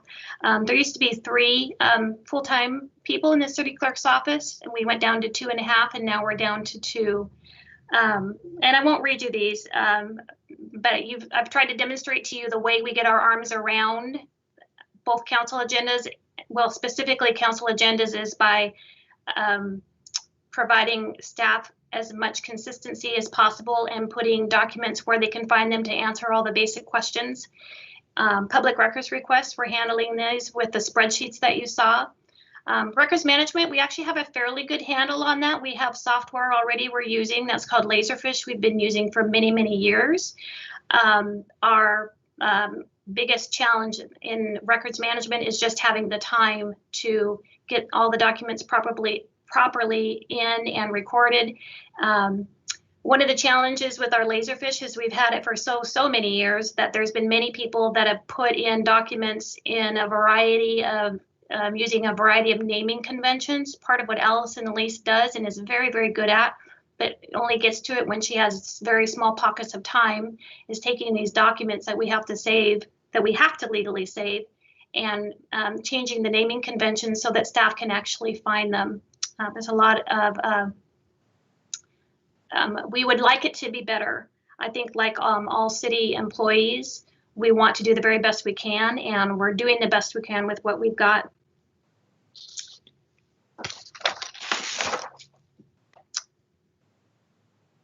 And finally, I wanted to say thank you especially to our other small CMO team members, or the members of our small team.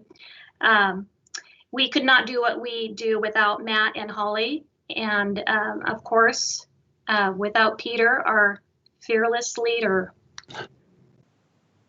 And that is all. Anybody have any questions? Thank you, Mary. Now wave your arm so that that light comes on again. Oh, actually, I have to stand up. My arm's not long enough to. Okay, it looks like Councilor Kopczynski has a question for you, Mary. Yes. Stand Yes. up and take a bow. That turns your light on too. It's all good. The last slide that you showed on records management and the limitations that you have just for time, et cetera, et cetera. I'm thinking something like the county voters office, where they have volunteers doing some of that stuff. Is there a legal limitation that would preclude city from having volunteers doing some of that just file keeping, maintenance type of duties? Actually, what the volunteers at the Lynn County does is actually counting ballots. We don't manage ballots at all, so that wouldn't really be helpful to us. There are times when we're doing specific types of elections. I'm not talking. I'm just using them as an example. There's volunteers doing things as opposed to being paid, and I'm wondering, is that something that we could even do at all in the city? Yeah, no, not really. Not based on what we're doing. Thank you. And Mayor Johnson. So, hi, Mary. Thank you so much for that understanding of what you actually do and what Allison does. Is there anything that the council can do to simplify your role and help you accomplish your goals, your activities sooner or faster? Well, thank you for asking. I appreciate that. We are working on documents now. You guys received a flow chart in your counselor manuals that we sent out about a week ago. We're hoping that you find that helpful. We're also getting a couple new tools to you. It's interesting because, Mayor, it's your meeting and we end up interrupting you, and we apologize for that, but we also are tasked with making sure procedural issues are followed. This is a fairly new council, and you all will get better and better at that. So appreciate you taking positive feedback when we do interrupt you, or when we do want to provide you with a tool to have the meetings proceed better. Other than that, you guys are great to work with. Well, thank you. And anything that we can, we're just in a learning curve. It's just a learning curve right now. Yeah, anything that I can do to help, just please, like I said, please don't hesitate to give me feedback and let me know if I can be better or do something better for you. Okay? Thank you. Thank you. Mary, you might consider stopping your screen share too. Are there any other questions for the city clerk? And by the way, it's not a joke. She is actually, the master clerk is the best clerk in Oregon. I'm not gonna argue with him. Okay, Councilor Bartholomew. Hi, Mary, you shared about on the last slide, like Councilor Kopczynski noted, is that there were several different areas of challenges. And I noticed that in each of those areas, there might have been some type of possible software or system support that might help. Is that something that I accurately noticed? Yes, I had mentioned 3 there. The third was records management, and we use Laserfish for that, and that's working fine. We just wish we had more time. The other 2 was council agenda management, and there are plenty of tools out there. We've only started looking a little bit. Budget constraints has been one. Of course, we're an awfully big city for not having an agenda management solution. And the beauty of having something like that is right now, Allison and I have to touch it at each piece, and it's difficult for even other staff to know where they are in the process. Most agenda software management systems have a local repository, and even though we might maintain control over that, other people at least can be looking and seeing where things are. So it's much, much less of a bottleneck. And then the other one I'd mentioned is public records request. Every time the legislature has something winding through, we get bombarded with vendors wanting us to buy public records request management. I've not looked really into those too much. The spreadsheet that we're using is working, but we spend a lot of time on that. If I had to pick between the 2, we're not supposed to be talking about budget either. If I had to pick between the 2, I think that the agenda management software would serve more city employees overall, because they wouldn't be waiting on Allison and Mary to do our piece. Even though we're great at it, it's still a bottleneck. But yes, there are agenda solutions out there for the 2. And then the third one is working okay. We just wish we had more time to make it perfect. We like things to be perfect. It's really, really hard when it's not. Councilor Bartholomew, we know that that's a place where we need to invest. And when I go to ICMA conventions, there are quite a few vendors that will sell software for automating agenda preparation. And there are quite a few good programs that do that. So it is a way of saving on labor, but of course it does require an upfront investment. And then, of course, it requires annual maintenance fees after that. So we certainly have our eye on it, and that's something we do want to invest in at some point. Any other questions for our master clerk? Okay. Thank you, Mary. All right. Thank you. We'll turn it over to Matt Harrington. Okay. Let's see. Everyone hear me okay and see the presentation? All right, great. Good afternoon, Council and Mayor. I'm here today to give just a short overview of our communications and engagement efforts, where they're at right now, and where we would like to go, and some of the challenges in getting there. I will note before I start out, Peter alluded to it earlier, we are a very small department. I myself came down to city manager's office in July officially, when Marilyn Smith retired, and then also with the departure of Jorge.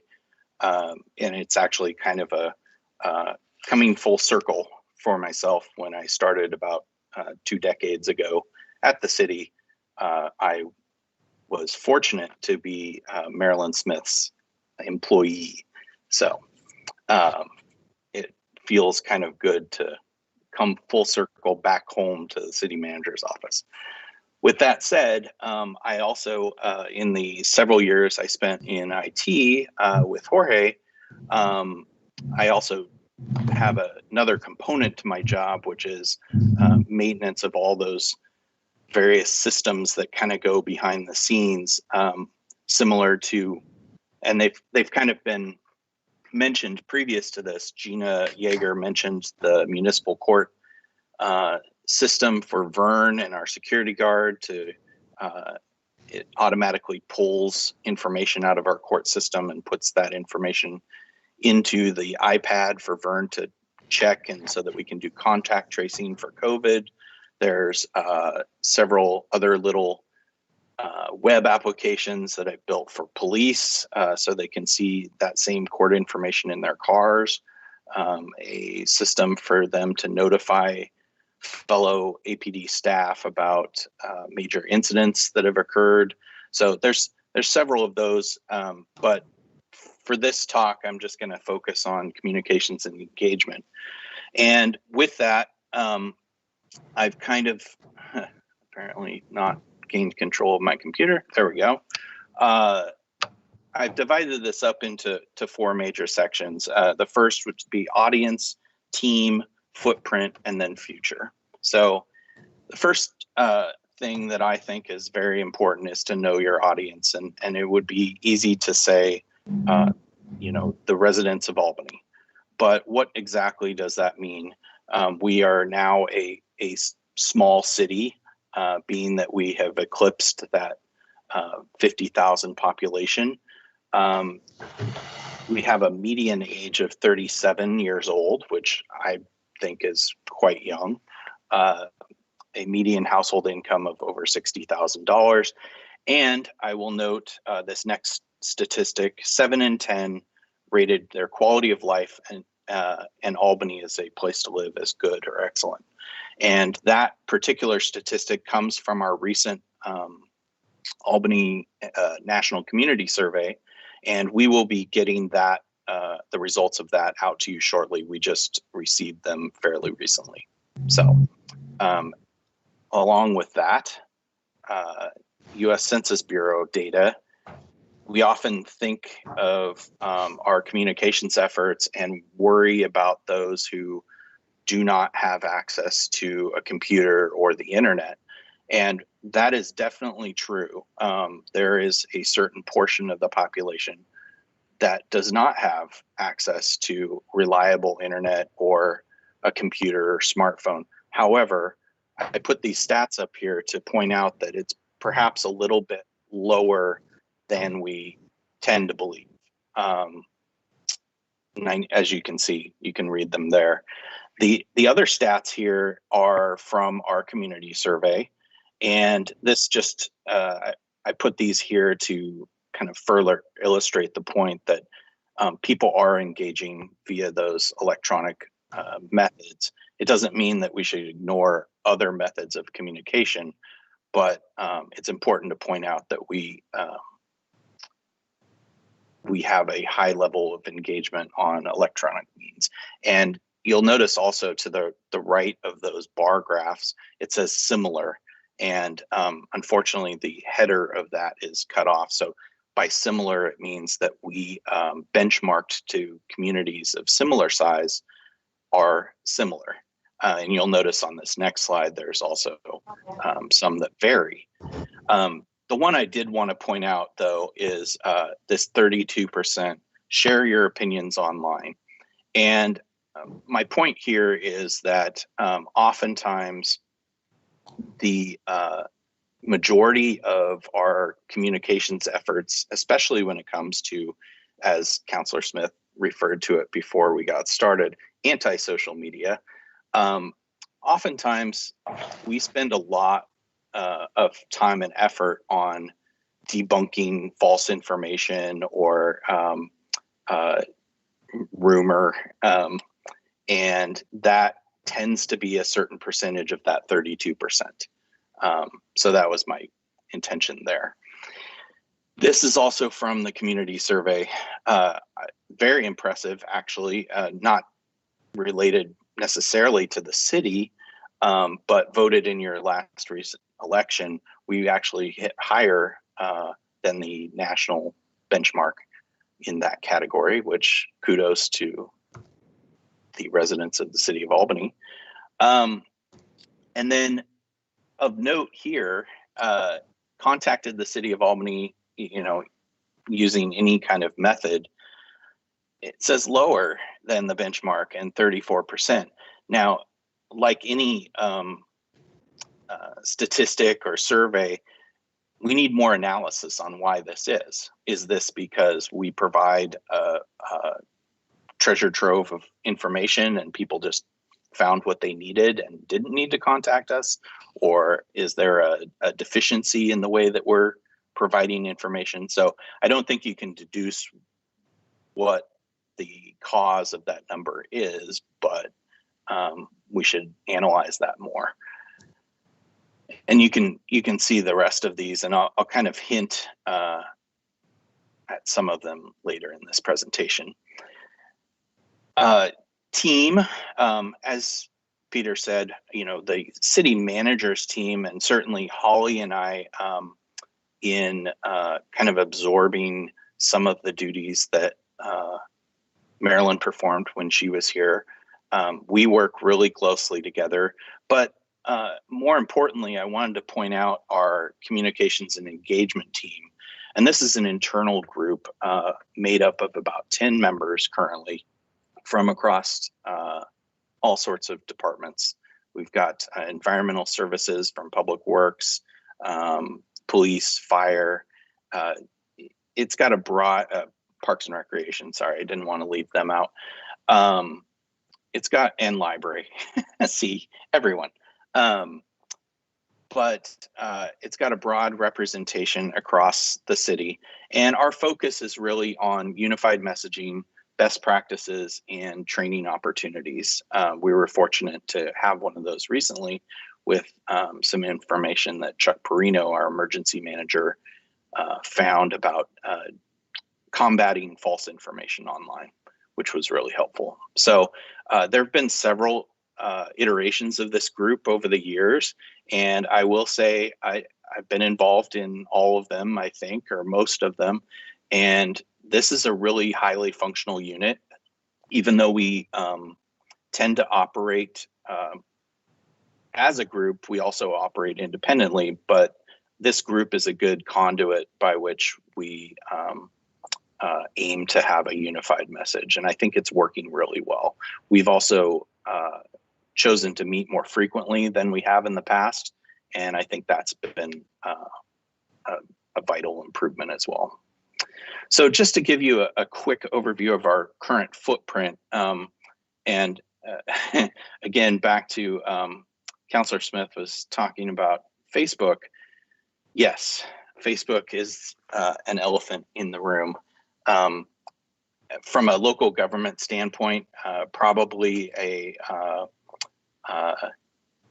necessity, but also it, like I referred to with the 32% that share their opinions online, it can also be sort of a hole by which you go down in responding to people. But we have 9 Facebook pages across the city, Instagram 5, you can read them here. I will note we have Comcast Xfinity up there recently with the changes to the council chambers and the equipment in here. We had to decommission channel 28, which was a public access channel we get through our franchise agreement. And Maryland knows as well, we've done some surveys over the years and found that viewership is not as exceptional as you'll see with our online methods, but it is a valuable service to those who do not have internet access. So we're exploring ways currently that we can resurrect that in some form for those people who just have television access in a way that doesn't require a lot of staff intervention. If it's something that we can manage 5 minutes a week, I think that we should bring it back. It offers a different way to get at things. Nixle is our texting alert system, sort of similar to Reverse 911, but it's an opt-in system. MailChimp is what was formerly just City Bridges, which used to be a print publication long ago. And that provides a method that we essentially take our social media posts and create a monthly digest that goes out to those who may not follow us on social media. But it's a way that we can leverage that content and get it out to those who prefer to digest it through email. Polko NRC, that is our survey company that just ran our national community survey. And of course, we interface with local print, online, blog, radio, TV media when necessary. And then, of course, email and phone contacts, and less frequently direct mail, but it is a a piece of our communications toolkit. And then at the core of it all, up at the top, is our city website. That really is the foundation of everything that we put out. It's where we have the most control and the most storage space. We can publish and have quite a bit of information. I know there's been several times during this retreat where we've talked about subjects. I think Chris Bailey has referenced SDCs. We do have a great page explaining SDCs on the public works section. We have a lot of material on our website. And so there is a lot there, both in static pages, documents, media files such as our videos and audio, and dynamic databases, which is something that we have done several of over the years, including council policies, which has been a huge time saver for something that Holly used to manage. Well, Holly and others used to manage with print binders, and so that's been a huge time saver. But our concentration is a robust mobile-friendly website. We have over half of our visitors view our site on a smartphone. Just to give you a peek behind the scenes, noting from 2020, typically our homepage gets a lot of traffic, utility billing, fire, police, but you will notice some spikes in here and a general overall increase in traffic. And the two major things that happened, obviously, over 2020 were coronavirus and the wildfires in the fall. And both of those, the city of Albany, like I said, our aforementioned team with the communications and engagement, specifically Sandy Roberts at fire and Laura at police, we work really well when it comes to kind of these emergency situations. And we spun up the EOC in both cases. And I think it's fair to say that the city became looked to for some of this information, especially early on when it was lacking from other sources. So you can kind of see that traffic spike in there as well. There you go. We have about 100,000 followers across all of our platforms and channels on Facebook and Instagram. Those are the bulk of it. 21 million impressions on Facebook. A lot of engagement, which is both comments and reactions. So put as much faith in that as you feel like doing. But about 34,000 inbound messages on Facebook and Instagram, which is comments and direct messages. Growth since July 2020. This is on the main city accounts, which are Facebook, Instagram, and Twitter. We've seen, a pretty remarkable growth. Twitter is not a platform that we utilize very much for what I would call PSA type communications. We tend to use that more as a news release platform for interacting with the media. They all follow us, and we had a case when we transitioned to this model where we put out a tweet about, I don't remember what the subject matter was, but the DH had picked it up and run it within about an hour or two. So virtual meetings in 2020 obviously have been a huge thing. And here's some metrics for you. I think this is important because whereas previously when we talk about in-person meetings, you would at a average meeting have maybe a half a dozen people that weren't city staff or council in council chambers. And we'd have about, I went back and looked at our YouTube channel, which is the only place that we would stream it other than channel 28, which we know was, not well viewed. But we had about an average of 5 viewers on the YouTube stream. However, in 2020, we've noticed that not only have those matched those numbers, and we've started broadcasting on Facebook Live, but if you combine the average 25 peak viewers on YouTube, 40 peak viewers on Facebook Live, and 25 members of the public on GoToMeeting, you get a pretty staggering difference of about 90 people. And again, it's an average, or well, it's a mean average, not the median, but that's a marked increase in the number of people that are taking that first step of engaging with their city government and their city council.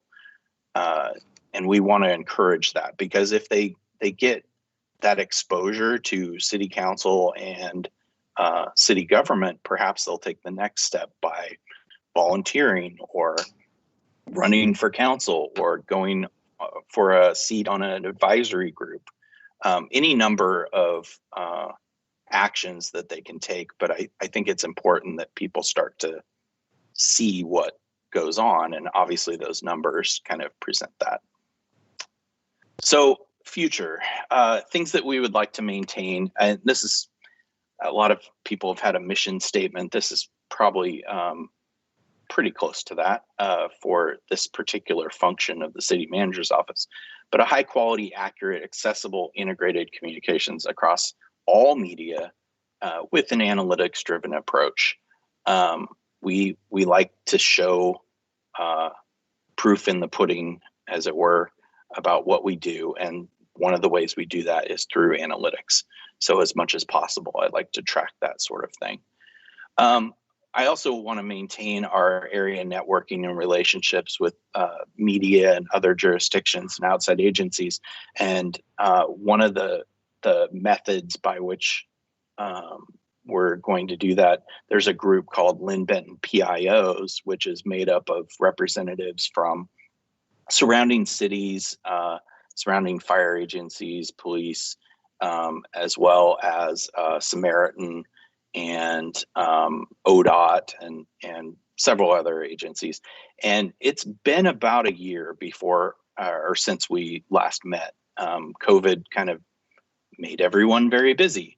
And so I'm glad that we're getting that group up and running, and we're meeting next week to kind of essentially debrief on the year that we've spent with COVID and wildfires and the racial justice protests and that sort of thing. So I think that'll be healthy for all of us. Things that we would like to expand to, a revision of our communications plan, more consistent monitoring of all channels, and a lot of that's time dependent. Focus groups and surveying, obviously the in-person element of that won't happen right away. We've also talked at length over the years, and Marilyn knows this more than anyone, about a citizens or a community academy component to kind of boost that baseline knowledge of our residents about what the city does and it, in some cases, doesn't do. Video and audio content, one example, we'd really like to get a system in place where after a city council meeting, we can just do a quick, 1 minute summary video of what decisions were made at that council meeting. We produce right now a PDF that does a summary, but I think that content would be a lot more engaging for certain audiences. And it's something that I think people would like. So, and then of course, there's, I don't know if it was addressed in this retreat, but I know it's been addressed at city council meetings. Accessibility for all abilities and technology levels. We're always conscious of that when we're developing our website and the template that it runs off of, that it is mobile friendly and has some of those accessibility aspects. We currently actually comply with level A of the WC3G, which is, I won't spell out the acronym. But anyway, it's a certification basically of a level of compliance with accessibility. And so they have levels A, AA, and AAA, and we currently comply with level A. So it's a start, but we of course would like to get better. And then also consistency and translation. That involves making sure that pieces that we put out that should be translated into Spanish are translated into Spanish, and also being cognizant of places where we essentially send people down a black hole. We don't want to translate something for a program that won't have the accommodation in that language, or put those measures in place so that we can accommodate that language at the actual event. So this is my last real slide. Challenges, silos, both internal and external. I put that in. I honestly, back to our communications team, I think that we have a really good team going, but occasionally you'll run into people going rogue and doing their own thing. And that's the same with external groups. And a lot of that is just communication and networking with both internally and externally to make sure that everyone's on the same page. Quality control, we like to maintain a certain brand and look. And then community understanding of city services and budget, hinting back toward our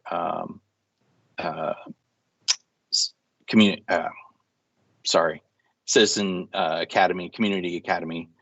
And then of course, time and budget.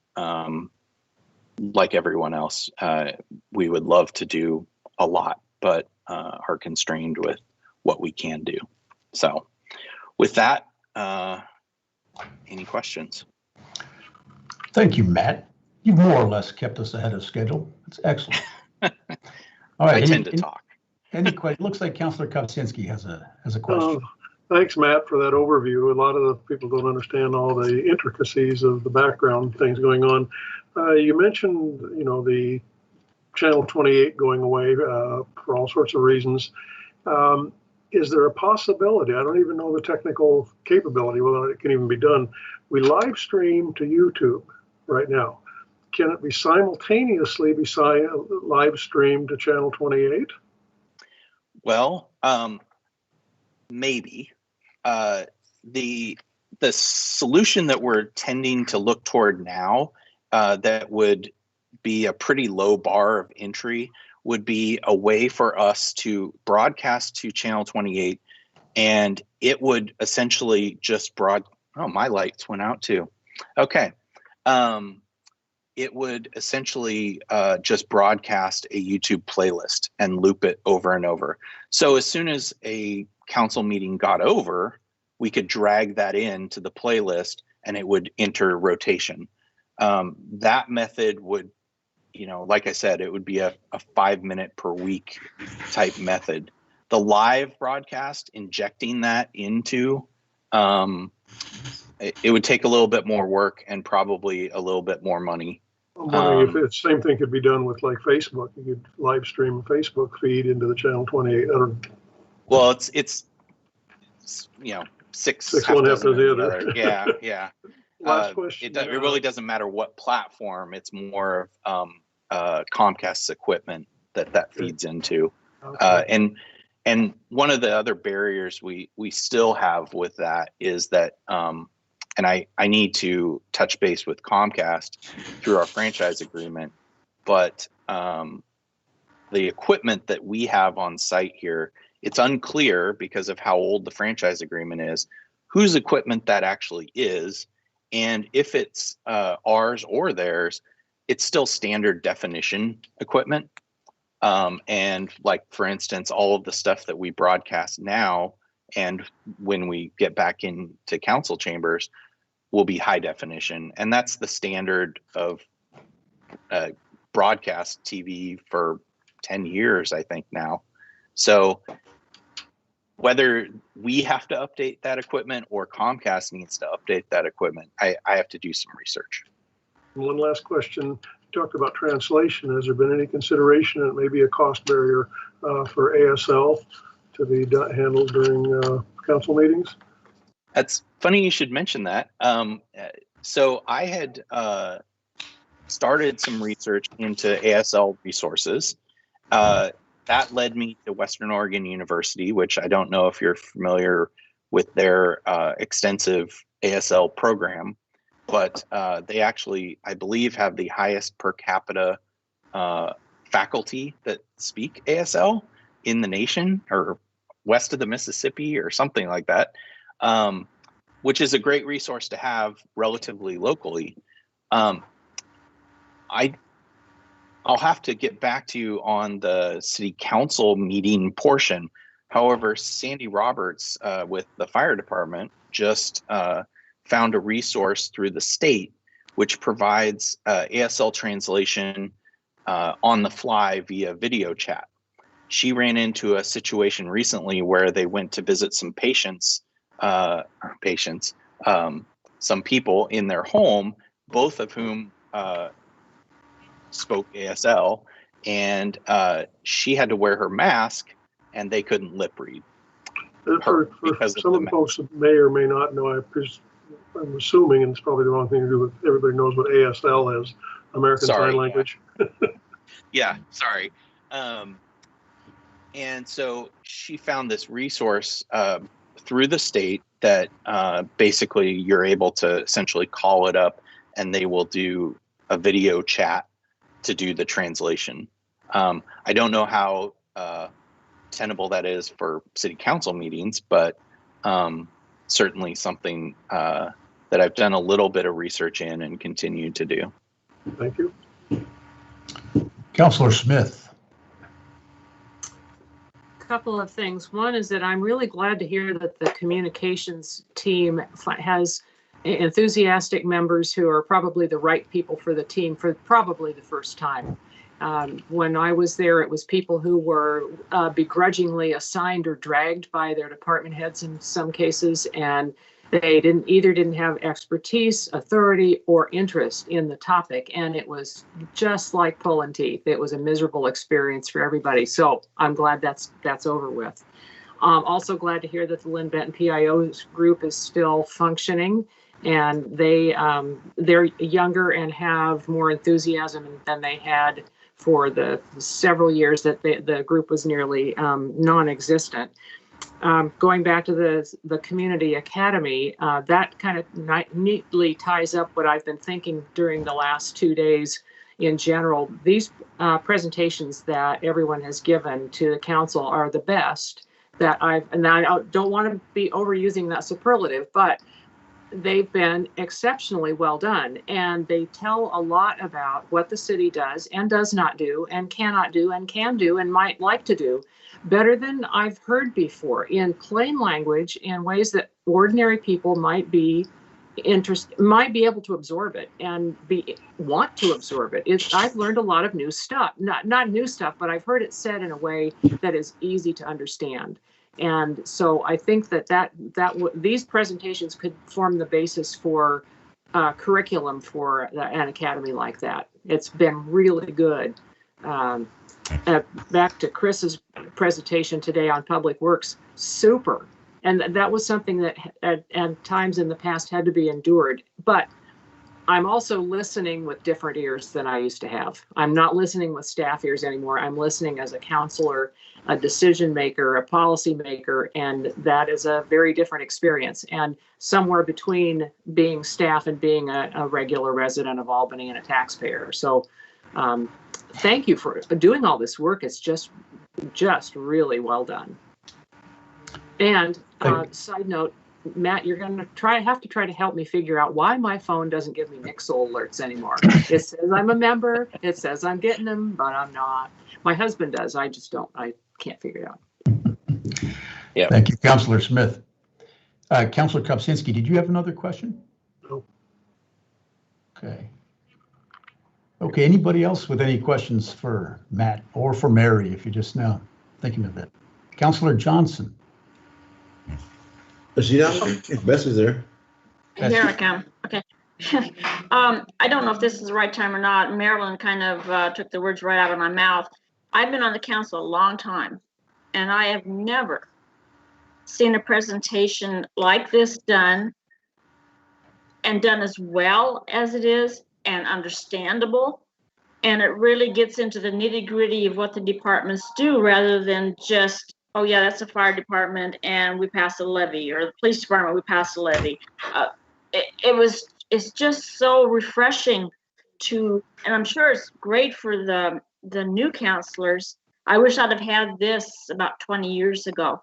I learned a lot during this retreat. And so I just want to say to everyone, I really appreciate all the time and effort you've put into it. And I hope we can do it again. Thank you. Thank you, Councilor Johnson. Okay, and Councilor Novak, looks like she has a question.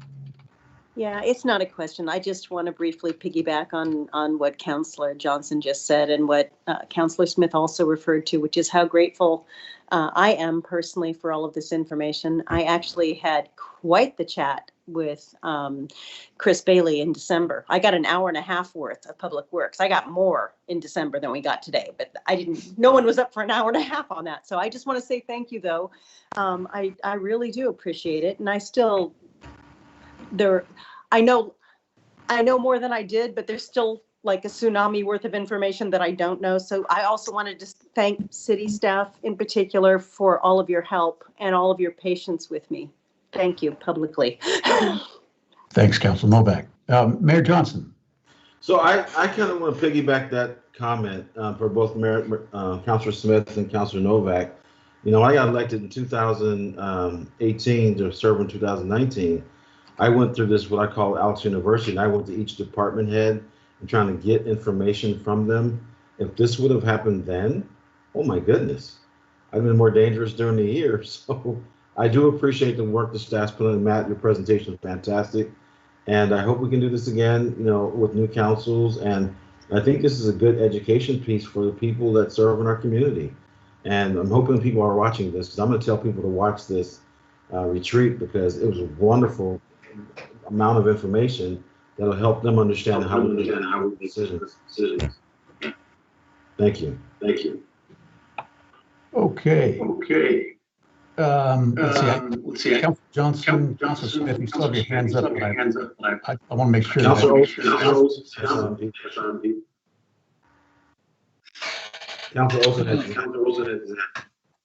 Yeah, I wanted to say thank you to the staff and not repeat all the positive comments that I've heard from my other councilor friends, but I certainly agree with all that's been said. Yeah, thank you. Okay, thank you, Councilor Olsen. We'll make some closing remarks. Share a screen. Might want to put your mics on mute, because there's a little bit of feedback. Okay. You talking to me? All of you, Councilor. Oh, okay. Do you see a slide that says questions? Can yes. Okay. All right. So just a note that I invite your questions by email. If you have any questions for me now, we'd be happy to take them. I can't see the screen now as I'm sharing it, but please let me know if you do, and by all means, send me an email if there's something that you'd like us to address. So I hope that you've come away from these presentations with an appreciation for two things. One is the complexity of the city's roles and missions, and two is the interconnectedness of those roles and missions. City services are tied together. How we plan our communities has an impact on crime. Building codes impact fire prevention. Parks affect our ability to promote economic development. Library services affect literacy, which is tied directly to economic prosperity. And economic prosperity affects the city's revenues and our ability to provide all services. This city, like so many others, is faced with the question, what do we want our future to look like? You as counselors are the ones who grapple with this. As your staff, we are here to operationalize your goals for the city. I've mentioned many times that we've got a lot of work in front of us. Let me give you a sample of what's coming towards you over the next 2 years. Returning from pandemic as the situation permits, there'll be a new normal. And I know that many of you haven't been in the city hall in a long time. And that new normal isn't completely clear yet. But I do know that when we get back into the council chambers, you'll see modifications intended to help us safely conduct the business of the city during hybrid meetings. We aim to keep some of the good things that have come about as a part of this experience. And again, I've got some good news and some bad news. The good news is we'll continue to grow, and the bad news is we'll continue to grow.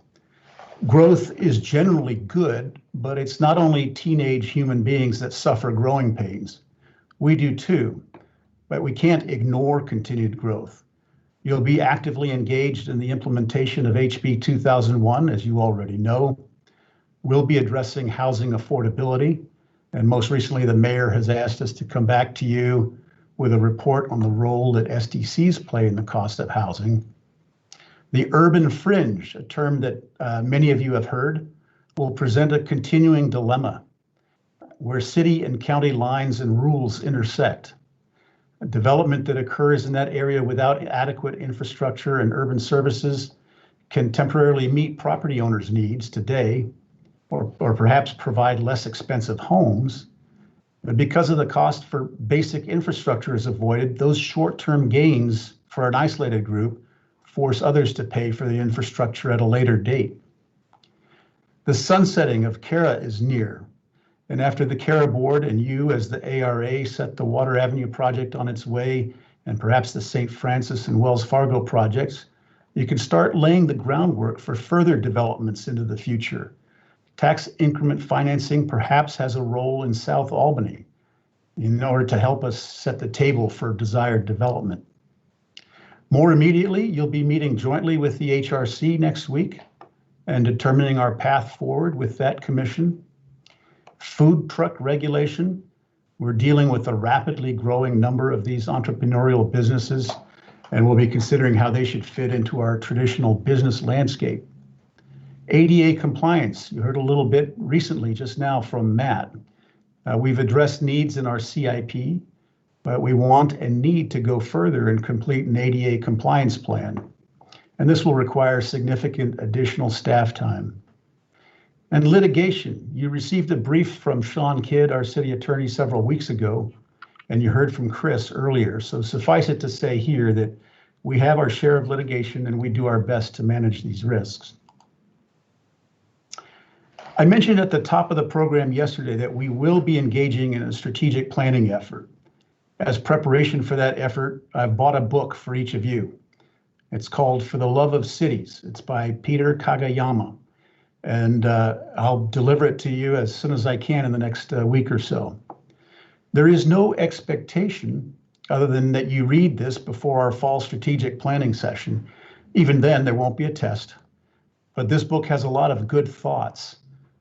In quotes, it explores what makes cities lovable, what motivates ordinary citizens to do extraordinary things for their places. But first, we'll be building a budget.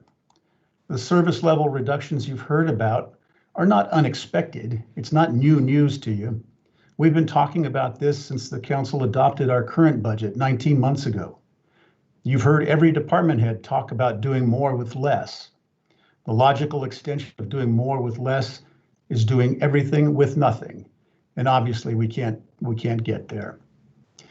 Exacerbating the situation, a pandemic came along, but you'll recall that the causes of the budget shortfall which forces these reductions was existing before the pandemic, and they'll be there after the pandemic recedes into memory.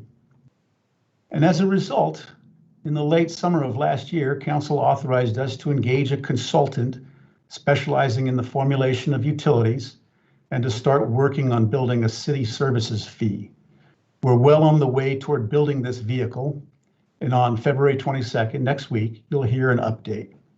The city services fee, if it is to be implemented, will restore some of those services, but not all.